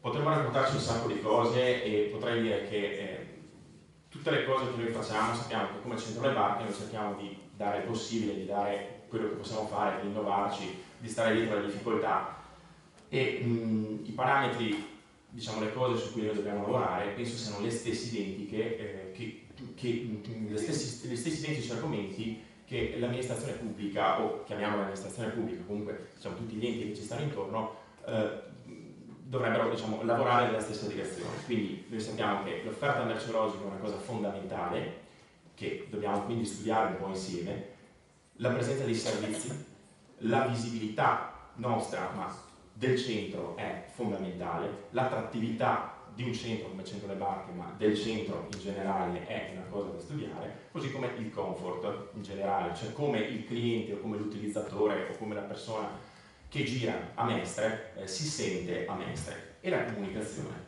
La comunicazione è un altro degli aspetti sinergici che oggi non si tende a non fare, si tende a patrocinare la comunicazione non è farlo in maniera sinergica. A questo proposito volevo anche dire questo, cioè mi sono posto proprio in questo periodo, dato diciamo, il caso studio e quindi il fatto che dovevamo presentare una relazione anche a livello nazionale su cos'è Centro Le Barche, ho proposto appunto, e abbiamo investito noi personalmente, per fare una ricerca di mercato. Io ho fatto recentemente una ricerca di mercato su un campione di 1000 persone, fra Centro Le Barche, fra una ricerca telefonica e Piazza Ferretto, e abbiamo ottenuto dei risultati molto interessanti e molto importanti. Non posso certamente mettere in parte in questi 5 minuti, magari ce la darete, no? Però, sì, però no. ne approfitto per alcuni spunti fondamentali, cioè per dire semplicemente che il 43% delle persone intervistate risultano persone non di Mestre. Il 30% di queste, cioè non residenti diciamo, nella Mestre e nella territorialità, vuol dire che Mestre è abbastanza frequentata anche da persone esterne e non è un dato da poco, che l'amministrazione è importante, cioè dobbiamo riconoscerlo, ma infatti è un dato importante. Il 30% di queste persone lamenta o diciamo, ha un ricordo poco piacevole di Mestre non tanto per il numero di parcheggi, e qui mi collego al discorso appena fatto, ma per la difficoltà di accedere e di trovare i parcheggi e per la difficoltà di accedere al centro di Mestre. Cioè il 30% degli intervistati... Questo l'hanno sempre detto anche le categorie, cartellonistica zero. Infatti. Però non siamo assolutamente qua per fare, non ci interessano fare critiche o potremmo parlare di qualsiasi cosa, ma dico solo ragioniamoci insieme. Grazie. Velocemente, uno dei problemi dei negozi, smonto la baracca e via, sono gli affitti. Affitti a Mestre era uno dei temi di cui ho discusso prima su Galleria Valcella, e qui abbiamo anche 2 rappresentanti di agenzie immobiliari, Gualtiero Silvestrini, studio MCS. Cosa si può fare? Sono così alti? A parte che la citazione a Renato Zero ci va bene perché ci permette di partire appunto da zero. La canzone dopo proseguiva in cambio del tuo inferno ti do 2 ali, sai, pertanto un minimo di speranza c'era nella canzone. Poi si parla di pressione sul commercio dell'area centrale. Vorrei precisare che il problema non è solo dell'area centrale, è un problema che si allarga alla periferia, a tutte le città, all'Italia, proprio perché proviene anche da un problema generale di crisi. Crisi generale che colpisce soprattutto il comparto immobiliare, con una forte ricaduta negativa proprio sulle trattative che inevitabilmente si vengono a comporre e determinare tra proprietari immobiliari e conduttori che, come forse anche si è accennato, hanno, naturalmente sfruttiamo i presenti, hanno perso quella professionalità e quella storia che permetteva loro di essere conformi alla clientela che ha cambiato anche l'atteggiamento mentale nei confronti dell'acquisto, proprio perché si parla di e-commerce, si parla di centri commerciali, adesso siamo più abituati, e molti di noi lo faranno alla fine magari di questa seduta, a prendere la macchina e andare al centro commerciale perché è più comodo.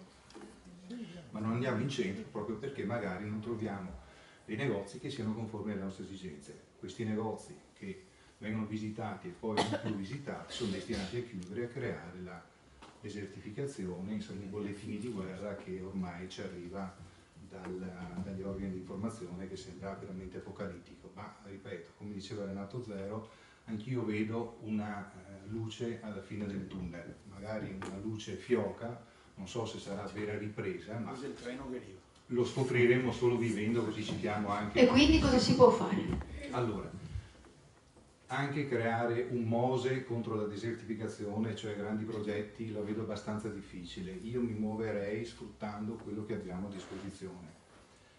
Ad esempio, delle tariffe dei contratti concordati con le amministrazioni in maniera da creare, oltre a una cedolare secca che va ad incidere solo al 21%, avere la possibilità che se i contratti sono predisposti seguendo determinati canoni concordati con le associazioni di categoria e con i proprietari, possano ulteriormente favorire una tassazione agevolata. Ricordo che questo succede già per l'abitativo, per cui cedolare secca al 21%, cedolare secca al 10% quando i contratti sono fatti tenendo in considerazione i contratti concordati con le amministrazioni. Se questo fosse applicabile anche all'ambito commerciale, sicuramente potremmo fare un passo avanti, anche perché i proprietari immobiliari sono sommariamente composti da 2 categorie. Una categoria dinamica e una categoria statica. La categoria dinamica, vediamo, sono delle persone che hanno fatto i sacrifici, hanno comperato, magari hanno fatto un mutuo per comprare un fondo e pertanto devono rientrare di questo investimento, per cui era previsto di incassare 1000, ma va bene anche 900, va bene anche 800, va bene 700, e così lo rimettono in commercio. Altri proprietari cosiddetti statici, che magari questo immobile l'hanno avuto per donazione, per eredità, o magari fa parte anche di un pacchetto corposo di altre proprietà immobiliari, preferiscono stare alla finestra, anche perché magari non hanno il giusto interlocutore, proprio perché non ha storia, non ha professionalità, perché c'è una tassazione molto alta, perché c'è anche il rischio magari di insolvenza, e pertanto stanno alla finestra e dicono: tanto io non ho bisogno di quei 1000 euro. Sarebbe facile dire loro: se non hai bisogno di 1000 euro, affitta 700, perché se non hai bisogno di 1000 non hai bisogno neanche di 300, che sarebbe il delta. Però questo è troppo semplicistico magari. Allora ripeto, cedolare secca, agevolazioni, e chiederei un aiuto anche alle associazioni di categoria, Confcommercio e Confesercenti, che aiutassero i conduttori a predisporre una fideiussione a garanzia dei canoni, perché uno dei maggiori scogli che andiamo a incontrare, e ce lo troviamo proprio per quanto attiene il deposito cauzionale. Per un'attività che deve iniziare, dover pagare le spese iniziali di preparazione del fondo e lasciare anche un deposito cauzionale pari a 3 mensilità, che è quanto previsto dalla legge, comincia a essere gravoso. Se questo deposito cauzionale fosse sostituito da una fideiussione, ed è una cosa che è fattibilissima, però un po' farraginosa, e questo chiediamo per questo aiuto alle associazioni di categoria che costituiscono proprio un fondo delle fideiussioni, o quantomeno possano agevolare e aiutare i conduttori ad avere queste fideiussioni. Sicuramente potremmo fare un notevole passo avanti. Grazie mille. Consigliere, che poi anche del campo. Grazie mille. Allora, intanto credo siano doverosi anche da parte mia i ringraziamenti al Presidente che ha organizzato questo momento, e credo che gli interventi che ci sono stati sinora, in primis la presentazione del dottor Pellegrino, abbiano dato veramente un taglio di una certa importanza che ci consente di affrontare un argomento veramente importante. Diciamo così, per non ripetere tutto quello che è già stato detto, perché chiaramente poi si rischia di parlarci sopra. Allora, intanto diciamo, mi piace molto l'aspetto, il centro commerciale naturale di cui parlava prima. Effettivamente c'è la necessità che il nostro centro di Mestre, parliamo del centro di Mestre, si riappropri di quella che è diciamo così, il suo aspetto naturale, che era quello non solo Piazza Ferreto, ma un po' diciamo, tutta la parte centrale era un grande centro commerciale, cosa che ancora troviamo in maniera molto molto limitata in quelle che possono essere considerate quelle che adesso noi chiamiamo le città, cioè le varie zone, le frazioni. Io ho in mente alcune zone, una che conosco molto bene, la Gazzera, ci sono una quindicina di negozi che di fatto costituiscono un piccolo centro commerciale naturale. E purtroppo questo nella zona centrale di Mestre, di quello di cui stiamo parlando, diciamo, si è persa per tutta una serie di motivi che sono stati elencati fino adesso. Chiaro che anche diciamo, l'aspetto urbanistico, purtroppo la pianificazione urbanistica così come è nata Mestre e poi così come si è sviluppata non ha aiutato.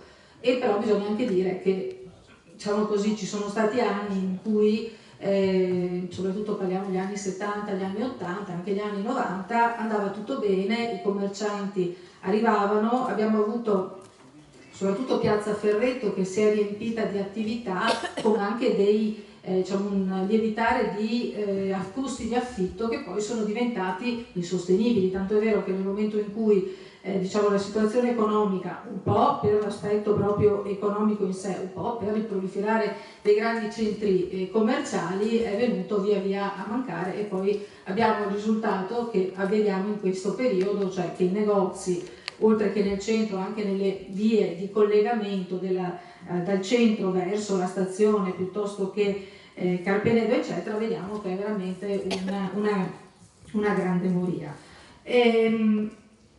Noi diciamo, abbiamo fatto un'analisi di queste, diciamo così, delle azioni che si dovrebbero diciamo, mettere in campo, e sono state di fatto un po' già elencate, quindi non vorrei, diciamo, le riprendo per sommi capi, ovvero sia, prima di tutto il problema dell'accessibilità e della permanenza nel centro, perché comunque abbiamo visto che già l'aver utilizzato quel buco dell'Umberto I come parcheggio ha di fatto costituito un momento di miglioramento per quanto riguarda l'accessibilità, ancorché il problema dell'Umberto I sappiamo che forse costituisce veramente uno degli aspetti sui quali bisognerebbe lavorare, ma che di fatto poco compete all'amministrazione, perché sappiamo bene qual è la situazione.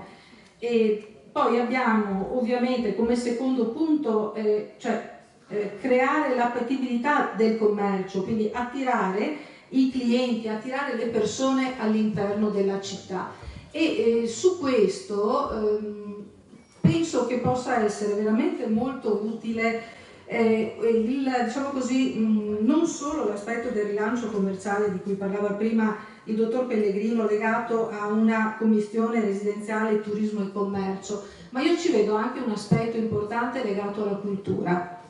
Qui a Mestre c'è il centro Candiani, in futuro ci sarà l'M9, c'è la biblioteca, per cui c'è quello che veniva chiamato il chilometro della cultura, che attraverso anche delle piccole operazioni anche urbanistiche e di riqualificazione, come quella di Riviera 20 Settembre, di Via Poerio, può veramente andare ad allargare il cerchio e creare tutta una serie di, come dire, di situazioni e di punti che di fatto possono poi diventare anche utili e propedeutiche diciamo così, all'incentivazione della presenza dei cittadini all'interno della città a livello del commercio. Ho esaurito il mio tempo, la vedo ecco.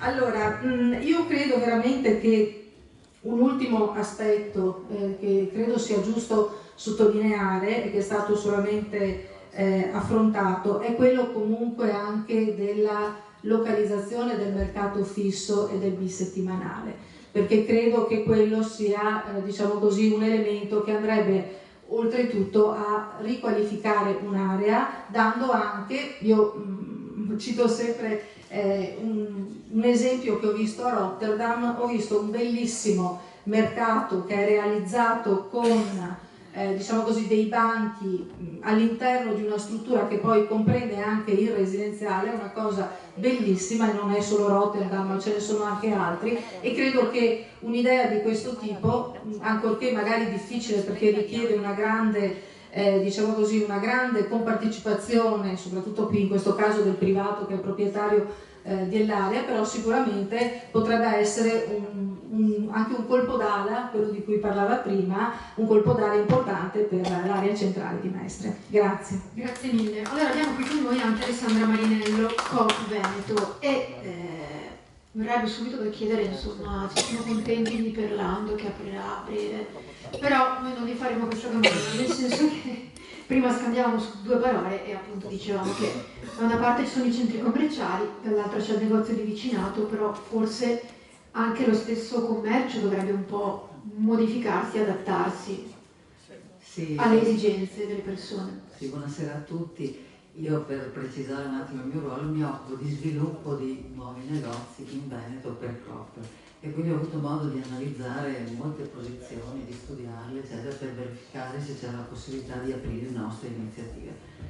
Devo dire che noi da tanto tempo abbiamo scelto la multicanalità, cioè noi siamo presenti sia nei centri commerciali, sia con grandi strutture stand-alone, sia con piccoli negozi di quartiere, e quindi conosciamo, diciamo, seppur nell'ambito alimentare che è il nostro, le problematiche sia del commercio nel quartiere, nel centro città, che del centro commerciale.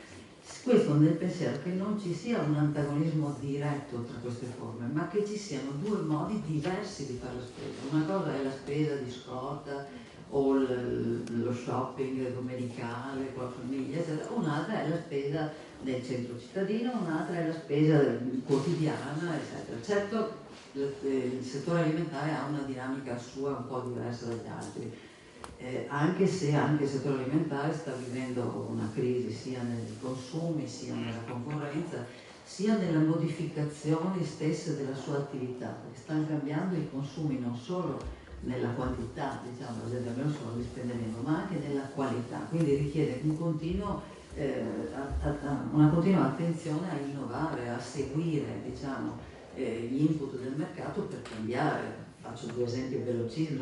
Adesso si mangia meno carne, hanno un grosso sviluppo i prodotti vegani, vegetariani, salutisti, senza trito, eccetera, con sviluppi a 2 cifre, o il pet food, ma sono solo esempi che io faccio per dire.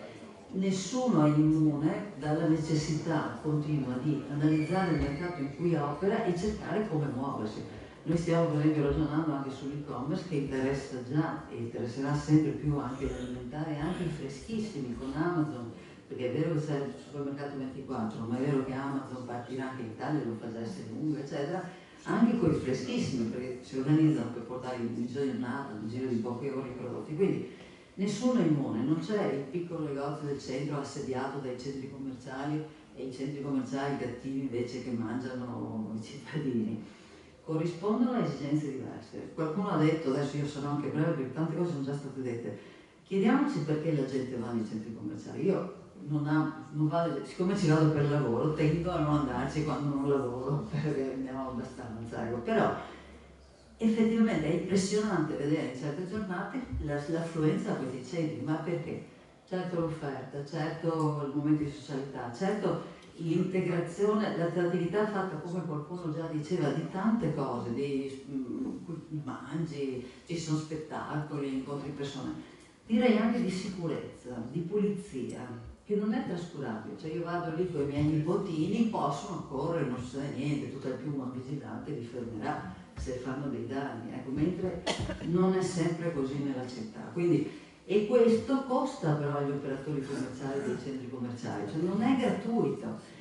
Molti operatori medio-piccoli, perché adesso magari la Coop invece può pagare, ma molti dei piccoli negozi si lamentano dei costi elevati dei centri commerciali, ne hanno un beneficio, per cui voi avete richiamato, ne hanno anche un costo. Quindi è vero che c'è un centro commerciale naturale, io su questo concordo e amo andare in piazza, ma i centri commerciali non sono gratis, non sono gratis. Dico solo questo, non solo e non c'è il comune che paga la vigilanza, il riscaldamento, la luce per esempio, anche solo la luce. Quindi certamente ben vengano iniziative come qualche comune a Treviso, so che anche Venezia aveva fatto per me una domanda, poi non ha vinto il bando, se ci sarà possibilità di fare contributi per farlo e per portare avanti questo. E detto questo, che io non vedo un'alternativa secca a centri commerciali, negozi del centro, cioè sono tipi di spese e di fruizioni diverse. Detto questo, io sono una cittadina di Mestre, mi domando, dobbiamo fare integrazione, ben venga l'integrazione culturale, anch'io dico, tra poco aprirà l'M9, chi andrà all'M9? Tutti i negozi, ma anche l'M9 avrà una sua fruizione da esserci. Poi leggevo in questi, oltre a negozi, non solo quelli, ma anche per gli aspetti culturali. Poi leggevo proprio in questi giorni, lunedì, eccetera, il settore ricettivo è boom, in arrivo 2000 stanze di alberghi su Mestre, non solo, ma Airbnb da 300 appartamenti offerti a 3000 in un anno, dal 2015 al 2016. Allora, vogliamo che Mestre diventi un dormitorio di gente che va a Venezia? È stato detto proprio dal relatore Pellegrino, anche il turismo va considerato. Allora perché non pensiamo a un'integrazione positiva, al di là del giusto orgoglio di essere mestrini, però un'integrazione positiva con l'economia che già c'è a Mestre. Ci sono milioni di gente che viene a dormire a Mestre e che non è, che se va in Piazza Ferretto alle 9 di sera non trova neanche un bar, non un negozio che già, ma neanche un bar aperto. Allora io dico, nell'integrazione dobbiamo cominciare a pensare alla città come un suo insieme. Poi devo dire anch'io che il centro, se uno non lo conosce, anche arrivando in tram da Venezia, non lo trova. Non c'è un cartello che dalla capolina del tram dica la piazza è di là. O un parcheggio al Candiani. Sfido un abitante di Padova che non vuole a trovare il parcheggio del Candiani. Quindi c'è un problema di permeabilità, di costi anche certamente, e anche di integrazione secondo me, perché vanno sfruttate in positivo tutte le risorse economiche della città, perché ci sono di fatto, ci sono milioni di presenze che dormiranno qui e basta, non faranno nient'altro. Ecco, io avevo anche altre cose da dire, ma molte sono già state anticipate dalle persone che mi hanno voglio dire solo un'ultima cosa. Il centro di Mestre non è solo Piazza Ferretto.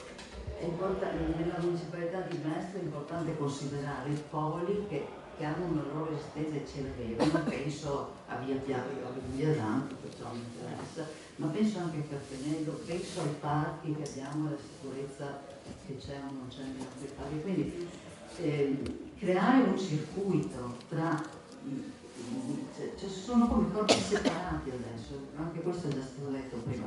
Bisognerebbe che nell'idea di città si capisse che è una città più ampia, non so come detta, quindi invito a non considerare Mestre solo Piazza Ferretto, perché non è soltanto Piazza Ferretto. Ci sarebbe materiale per Aldo Pellegrino se volesse lavorare con la Mestre. Prima di tornare sulle agenzie immobiliari, passo la parola un attimo al consigliere Silvana Tosi. Siccome parlavano di sicurezza, parlavano si parlava anche di questo argomento e quindi vetrine illuminate ma anche sicurezza per i cittadini che poi si muovono la sera. Certo, prima di tutto anch'io ringrazio il Presidente della Municipalità di Mestre, Vincenzo Conte, per aver organizzato questo incontro sul commercio nell'area centrale di Mestre. Sono convinta che il commercio contribuisca al decoro e all'immagine del centro storico, così come vi contribuiscono i monumenti e la cura e la manutenzione degli edifici. Sostenere il commercio è sostenere la città nell'interesse dei cittadini e come amministratore io ho il dovere di porre molta attenzione su questa tematica. Sono qui per fare alcune considerazioni, ma anche per ascoltare e per mettermi al servizio degli operatori di categoria. Certamente molti fattori minacciano il commercio e alcuni li hanno anche detti nell'area centrale di Mestre, perché molti negozi hanno chiuso. Prima di tutto non è stato detto la crisi economica, le tasse troppo alte, infatti il mio partito, la Lega, propone la tassa unica al 15%, la realizzazione di grandi centri commerciali, la vendita online. Infatti io mi congratulo con il direttore del Duca d'Aosta che sta attuando vendite online, perché io penso che il futuro del commercio sarà anche questo, ma specialmente la poca sicurezza. Senza sicurezza non ci possono essere investimenti, essa è determinante e è libertà di movimento. Invece assistiamo a un preoccupante degrado del nostro territorio. Fatti gravi di violenza e criminalità accadono ripetutamente nel nostro territorio. Questa amministrazione si è impegnata molto dal punto di vista della sicurezza, però io penso che si può sempre fare meglio. Sono stati impegnati militari, vigili, il prossimo anno sicuramente saranno impiegati ulteriori 100 vigili, però io penso che la legislazione vigente non venga ottemperata e io più volte ho tentato, ho chiesto al prefetto di essere ascoltata, ma lui non mi ha mai dato udienza e anche ieri è stato denunciato per la 6ª volta un extracomunitario di 30 anni per spaccio. Io chiedo al prefetto che vengano temperate le leggi vigenti come il rimpatrio coatto secondo la legge 89/2011. Ho ascoltato con attenzione tutte le esposizioni e mi propongo di sostenere alcuni suggerimenti che ho preso nota, come l'organizzazione di eventi, contratti concordati per quanto riguarda i negozi, gli affitti e anche accedere a parcheggi gratuiti. Io avrei anche finito. Ok, grazie mille. Tornando alle agenzie immobiliari, Massimo Michelan, Plan Pool, è d'accordo con il suo collega? Qualche suggerimento per cercare di tenere bassi i profitti? Sì, diciamo che tutto interessante, tutto quello che è stato detto è molto interessante, mi trovo perfettamente d'accordo con il collega. Io mi ero portato anche un po' di dati sulla scorta delle statistiche dell'osservatorio immobiliare, però sono cose che bene o male non serve leggere, ma basta guardare strada per strada cosa sta accadendo o semplicemente sugli annunci immobiliari per capire il prezzo degli affitti dove è andato in sostanza. No? Quello che mi stupisce dal mio punto di vista personale, anche io sono commerciante, ho un'agenzia immobiliare che è cucina e investo moltissimo su quello che è l'ingresso all'interno del mio ufficio. Io registro dall'anno scorso a quest'anno un più 20% nonostante il mercato di ingressi, nonostante il mercato immobiliare sia in crisi. È tutto giusto quello che è stato detto, è tutto interessante, i prezzi, non i prezzi. Giustamente, come diceva la rappresentante della COP, all'interno dei centri commerciali non è che venga regalato l'affitto, e quindi non è che il commerciante che all'interno del centro commerciale o nello stesso le barche abbia un prezzo diverso da quello che è, e l'affitto serve anche a pagare i servizi che ha tutto quanto. Quello che dal mio punto di vista che vedo io è che manca proprio la richiesta. D'accordo i prezzi, d'accordo facciamo questo, d'accordo facciamo l'altro, ma attualmente noi richieste di clienti che cercano negozi per aprire attività non ne abbiamo, se non extracomunitari, punto a capo. Punto a capo. Okay. Cinesi, bangladesi, tutto quello che... E loro pagano. Loro prendono il negozio in affitto e pagano. Poi ovviamente il proprietario avrà i suoi problemi, però sono loro che vengono a cercare. Clienti italiani, noi clienti italiani che vengono a cercare per aprire attività, se ne entrano 10, ne abbiamo 7 di extracomunitari e 3 di italiani. E quindi è anche un po' una logica di mentalità, se posso permettermi di dirlo, no? che sta un po' cambiando.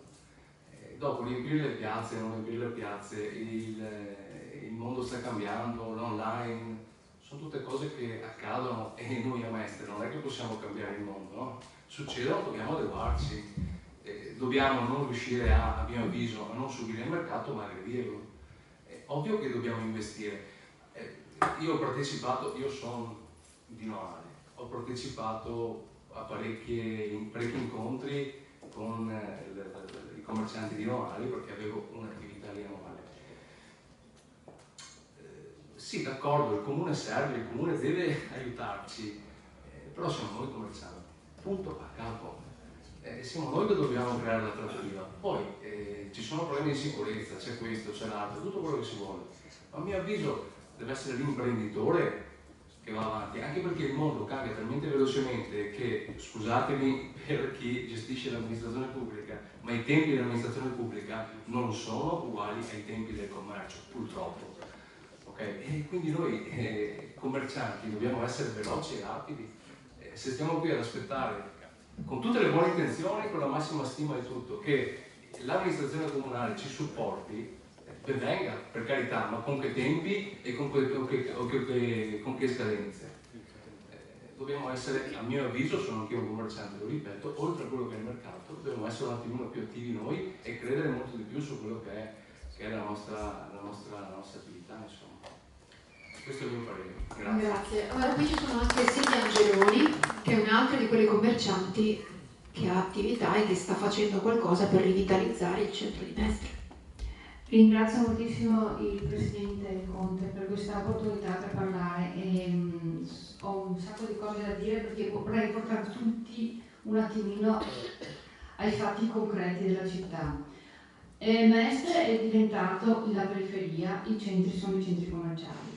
Periferia, delinquenza e tutto quello che ne viene, chiusura dei negozi, non c'è luce e compagnia bella. Il problema è questo, che io ho un'attività ormai storica, il 16 di aprile del 2017 saranno 90 anni di questa ditta.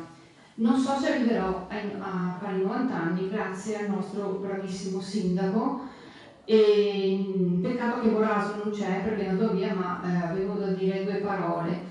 Mi hanno rimesso le ZTL malgrado avessimo vinto a Tara e ho fatto di tutto, ho cercato di contattare Lugnaro che si nega come a tutti, ho telefonato mi hanno dato un nominativo, comunque Donaldini che mi dava le notizie, Boraso mi ha detto che non dovevo preoccuparmi, morale della favola, io ogni giorno prendo multe, i clienti devono caricare bobine da 70 kg e si perdono una multa, il mio furgone al brevissimo può entrare prima delle 8 di mattina e dopo le 8 di sera. E questa è la situazione. Allora, la mia situazione che è molto simile a tutti quelli del centro, perché adesso non vorrei, visto che sono toccata dal vivo questa cosa qua, portarla sul personale, ma la mia realtà è quella di tutti quelli del centro vicino al mio negozio. E vi leggo disperata perché nessuno mi concede nessun tipo di colloquio in merito, ho scritto al Presidente della Repubblica. Allora, vi leggo le 2 righe che ho scritto. Illustre Presidente Mattarella, le scrivo perché lei è l'unica persona che può fare qualcosa per aiutare non solo me, ma tutti i negozianti del centro di Mestre. La mia situazione rispecchia quella di poche attività rimaste che resistono non solo alla crisi, ma anche ai soprusi di un comune che certamente non ci aiuta, ma anzi ci sta dando il colpo di grazia.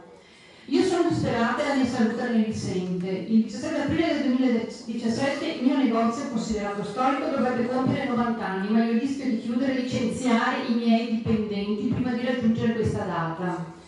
Hanno cominciato il sindaco Orsone e l'assessore un governo col tentativo di mettere ZTL all'unica strada che porta al mio negozio, oltre che a banche, negozi, uffici e abitazioni, e di corsa al TAR abbiamo vinto. Ora ci siamo con Brugnaro che ha rimesso le ZTL, anche se il TAR ci aveva dato ragione. I miei clienti vengono multati 200 euro perché devono ricaricare bobini pesanti. Il mio furgone può entrare, è quello che vi ho detto prima. Ho telefonato al signor Donaldini, mi aveva fatto sapere ed è scomparso. Braso a tavolino mi aveva promesso che la viabilità sarebbe stata agevolata, non è stata così. Il sindaco si nega non solo a me ma a tutta la cittadinanza. Non le dico quello che sta facendo con le municipalità e con le associazioni di volontariato per le quali io da tanto tempo lavoro con i bambini disabili e per volontariato.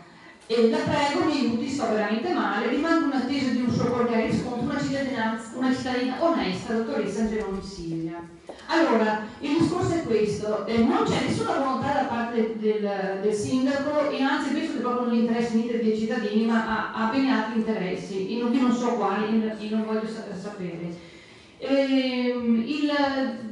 Riprendo il discorso che devono darsi da fare i commercianti. I commercianti, allora io sono fortunata perché la mia attività non è solo di commercio ma anche di cultura. Non ci sono spazi per fare cultura. Non ci sono spazi per cultura. Io faccio attività con i bambini disabili e ahimè mi è stato tolto anche lo spazio per fare questa attività. Io vorrei leggere 2 righe di quella. L'assessore Braso non può rispondere perché giustamente non c'è, però noi faremo avere le sue impressioni. Sì, mi dispiace tantissimo veramente, ma lui lo sa perché a 4 occhi ne abbiamo parlato e mi ha fatto un sacco di promesse non mantenute. Per cui, ma io non. No, sono molto arrabbiata perché io sono anni che vado avanti con questa storia, anni. Cioè, ne va di mezzo il mio sostentamento e la vita, il lavoro mio. Cioè, io come faccio a lavorare? Come tanti altri. Allora, si può fare cultura perché ci sono un sacco di risorse. Se vogliamo attivare il centro bisogna fare cultura. I negozi del centro che cosa hanno di caratteristica? Hanno caratteristica del rapporto umano e professionalità che non hanno i centri commerciali. Ma siamo proprio sminuiti e depauperati di questa cosa qua. Ma il sindaco non interessa, non è mai interessato a nessuno questa cosa qua. Hanno altri interessi. Ora, io sono del segno del leone, non del mordo, per cui vado avanti per la mia battaglia. Però sì, ma se abbiamo pochissimo tempo. Lo sapevo, io arrivo sempre alla fine di tutti gli incontri e volevo dire altre cose importanti e mi dispiace perché è bello sentire tanti interventi. Vorrei sapere anche i rappresentanti di categoria se ci danno una mano su questa cosa perché io sono stufa di combattere da sola, sono stufa. Ma avremo modo di approfondire sicuramente. Da ultimo, lascio la parola a Giuseppe Scavolo. Faccio presto perché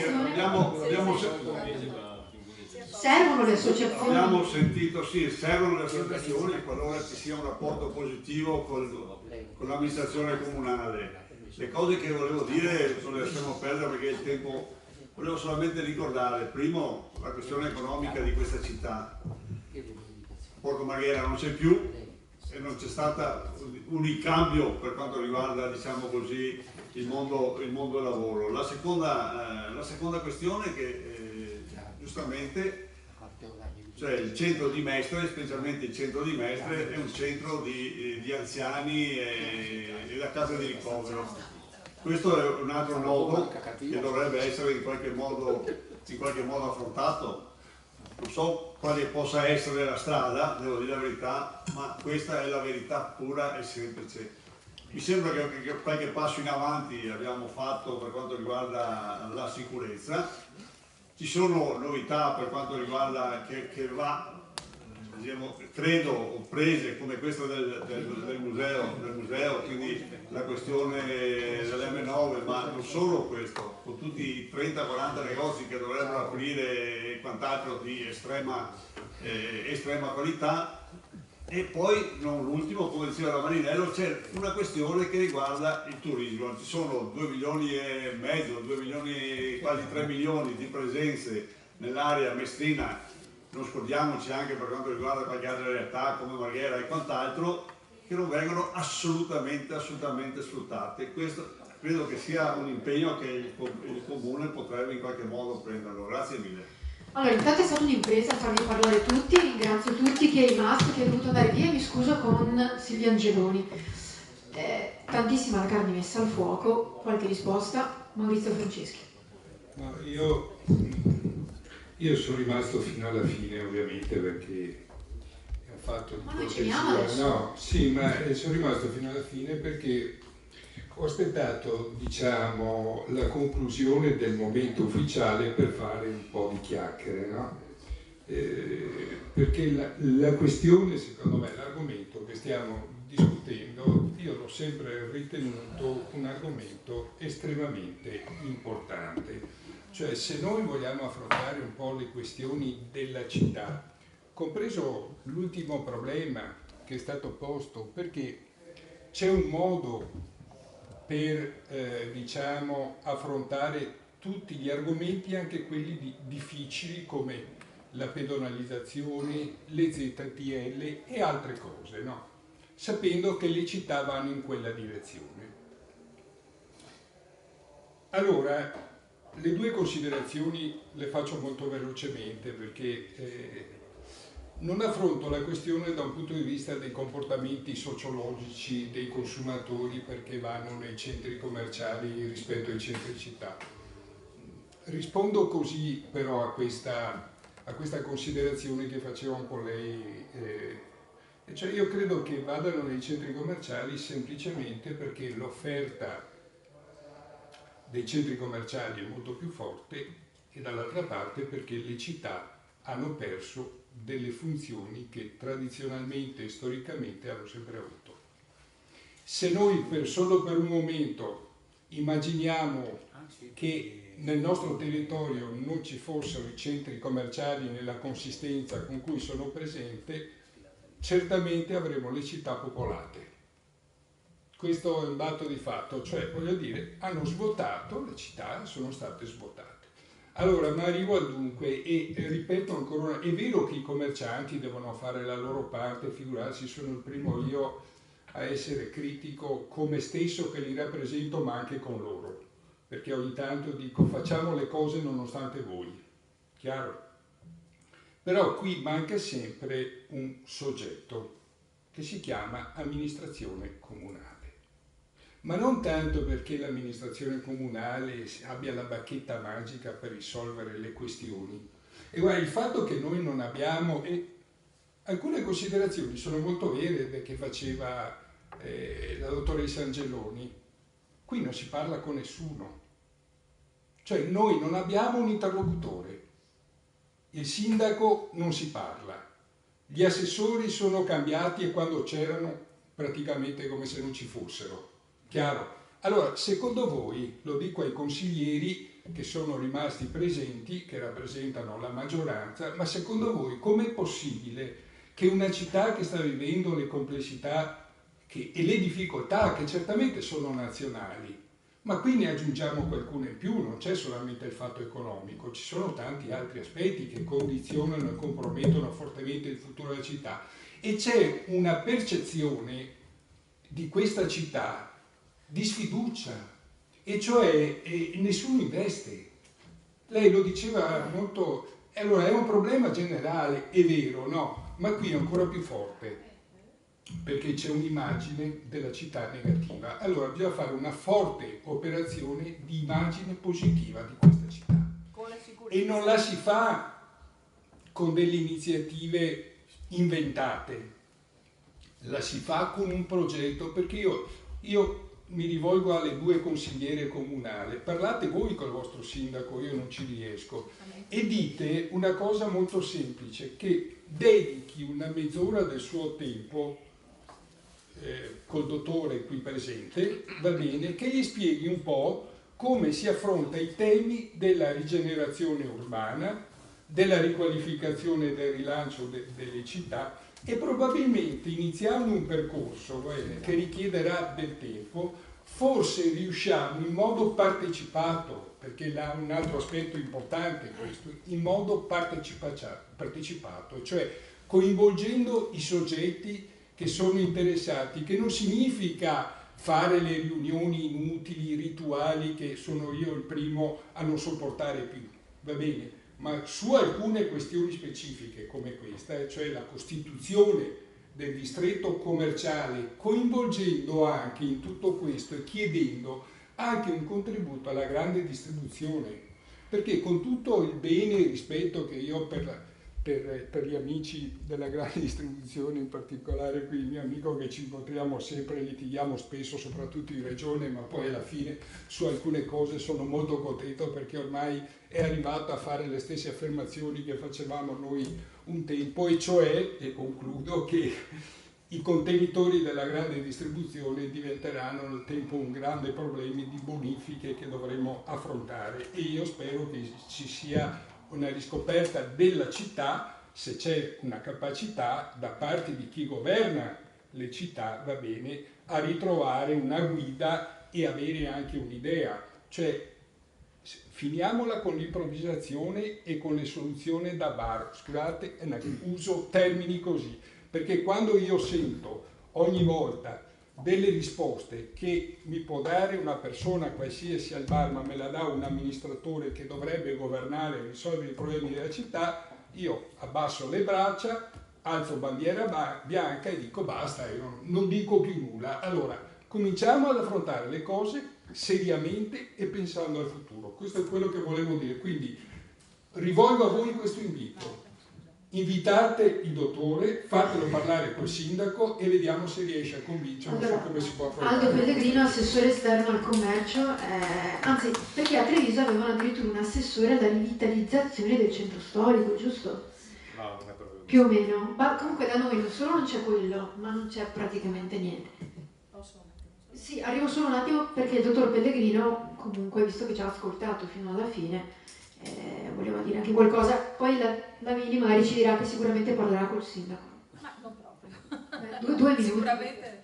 Un attimo, visto che ci ha ascoltato tutto questo tempo. Sì, ma io ho ascoltato volentieri perché c'è sempre da imparare. Poi io avrei potuto iniziare qui citandovi le città che ho fatto, come sono entrato, cosa è stato fatto, in che maniera è stato fatto. Discorsi molto lunghi, ma tanti temi, anzi tutti i temi li avete toccati voi. Non mi piaceva insomma fare un'auto celebrazione, adesso dico un parolone, quindi sono partito da dei dati di riflessione su cui tutti quanti poi avete detto correttamente la vostra, avete detto tantissimi punti e spunti interessanti, dalle medie strutture nei centri storici, perché cioè, io commerciavo centri commerciali fino a 6 anni fa. I centri commerciali cosa fanno? Prima prendono 3 grandi strutture di vendita interessanti, li mettono lì e automaticamente arrivano a ruota tutti quanti gli altri. Se non hai un attrattore poi difficilmente che arrivano gli altri, e parliamo di commercio. Però il centro storico non è soltanto l'attrattore e il commercio, ma l'attrattore è la cultura che è stata citata prima, quindi grandi mostre, grandi fiere legate proprio al territorio, quindi bisogna capire intanto com'è il territorio. Intanto un comune è diverso dall'altro, non è che tu perché hai fatto un comune applichi le stesse tecniche di quel comune nell'altro comune funziona. Quindi bisogna stare ad ascoltare, bisogna aggregare, e qui Deborah ha detto una parola fortissima ma giustissima, bisogna fare squadra.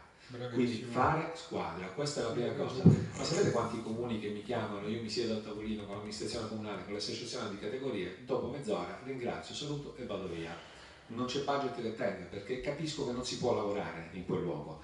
Aggregare, ma significa anche, cioè è indispensabile anche che ci sia una regia di questo. E la regia, io ripeto, voglio bene a tutti i comuni, agli amministratori, ai funzionari comunali, bellissime persone, capacissime persone, ma se non hai un background alle spalle non riesci a fare questa regia. Quindi il collega che è andato via di CBRE sa di cosa parlo, quindi se non hai quell'esperienza non riesci ad aggregare, e allora bisogna ascoltare anche gente esterna che possa trasmettere, insomma, un qualcosa che può aiutare il centro storico, che poi va gestito, cioè centri commerciali o l'e-commerce, cioè, sì, ci sono, ma non bisogna metterli da parte, anzi bisogna cercare di prendere quello che di buono hanno fatto. Perché si va al centro commerciale, perché si sta usando l'e-commerce, e perché non possiamo farlo noi? Cioè al centro commerciale perché vai? Perché hai la comunità, l'offerta, hai una percorribilità, un'accessibilità ottima, perché non portarla nel centro storico? Certo è difficile, parliamo del riuso dei contenitori, è più facile costruire che riutilizzare. Costruire, tu costruisci quello che vuoi, sei proprietario tu, dai gli spazi a chi vuoi tu, quanto vuoi, 400 metri, ok, aspetta che accorcio la parete in cartongesso dell'altro negozio e ti faccio i 400 metri. Arrivi in centro storico, 400 metri dove li trovo? Sono tutti negozietti piccoli, 50 metri, 30 metri, la grande distribuzione in 30 metri non viene, in 50 metri è impossibile che venga, o in 100 metri. Intanto è sicuro che dobbiamo avere la grande distribuzione, quindi la stessa offerta del centro commerciale nel centro storico, poniamoci questo problema. E allora come faccio a riempire quel contenitore? Ecco perché quei bandi del commercio, cioè regalare 4.000 euro, non è che tu vai ad aprire un negozio perché ti danno 4.000 euro, tu vai ad aprire un negozio perché hai un'idea, volevi aprire quel negozio. I 4.000 euro uniti ad un pacchetto confezionato dove l'associazione di categoria ti fa l'assistenza nella fase iniziale, dove si fa un accordo bancario in cui è possibile avere la fiduzione a certe condizioni per poterla spendere, se dai delle garanzie, a fronte di cose? Di un conto economico fatto da un esperto che ci mette la faccia, come il sottoscritto ha messo la faccia nei 60 candidati a Treviso piuttosto che nei 96 a Forlì. Cioè, è tutto un meccanismo che bisogna costruirlo, fatto di tanti tasselli e di tanta gente che rema nello stesso senso. Grazie a tutti. Lavini.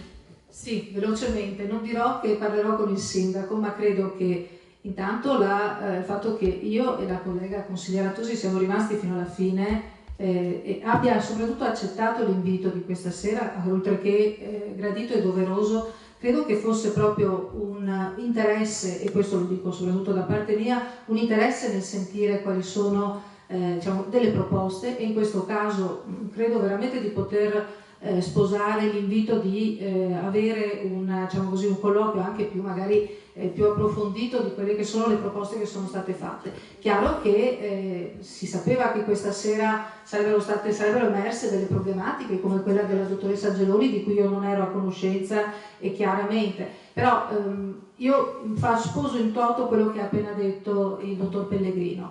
È giusto che ognuno faccia la propria parte e che in questi vari tasselli compongano quel puzzle che serve per rivitalizzare il centro. Credo che dire il sindaco non si trova, non ci risponde, l'assessore eccetera, credo che non serva a nulla. Ripeto, noi qui, parlo per me, non so i rapporti che voi avete avuto, io parlo per me, e noi come gruppo, le posso anche dire che noi come gruppo di Forza Italia, di cui io faccio parte, abbiamo cominciato a fare un ragionamento con i vari operatori del centro, abbiamo incontrato, credo anche ci siano stati degli articoli, proprio perché abbiamo a cuore quello che è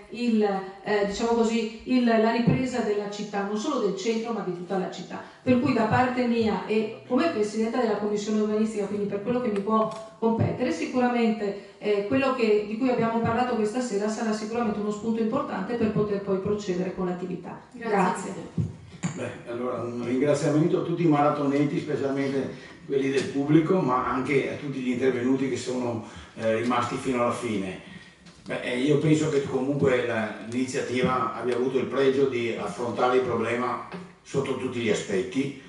Si sono espressi tutti, chi maggioranza, chi minoranza, si sono espressi le categorie, si sono espressi i rappresentanti del piccolo e medio commercio, della grande distribuzione, abbiamo sentito le voci di chi sta nel campo dell'immobiliare.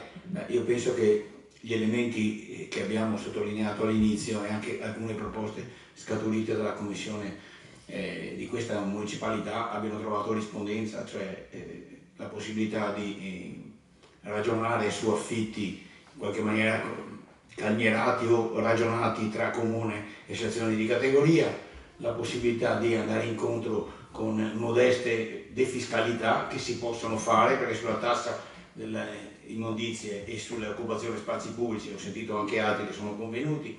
Sicuramente ci vogliono iniziative, sicuramente ci vuole l'aggregazione dei negozi per fare associazioni di categoria che propongano iniziative da soli o con la pubblica amministrazione. Sicuramente ci vuole più sicurezza, però insomma tutti questi input io spero che in qualche maniera possano arrivare alle orecchie del nostro sindaco e anche alle orecchie dell'assessore ad interim che se n'è andato, il quale parlava di iniziative per il Natale e quant'altro, parlava di sentirsi, ma poi insomma l'iniziativa in centro di questa città da sempre l'egida l'ha avuta la municipalità e l'assessore si è dimenticato di ragionare in questi termini. Voi sapete che c'è un contenzioso tra l'amministrazione e le municipalità. Beh, le municipalità finora sono state pedissequamente collaborative, forniscono il palinsesto di quello che poi diventa ambiziosamente le città in festa, però non vengono né citate né coinvolte. Beh, io voglio sperare che adesso veniamo coinvolti, anche perché onestamente la città la città si sta rendendo conto che le municipalità sono una necessità e un'utilità. Vi ringrazio a tutti, alla prossima.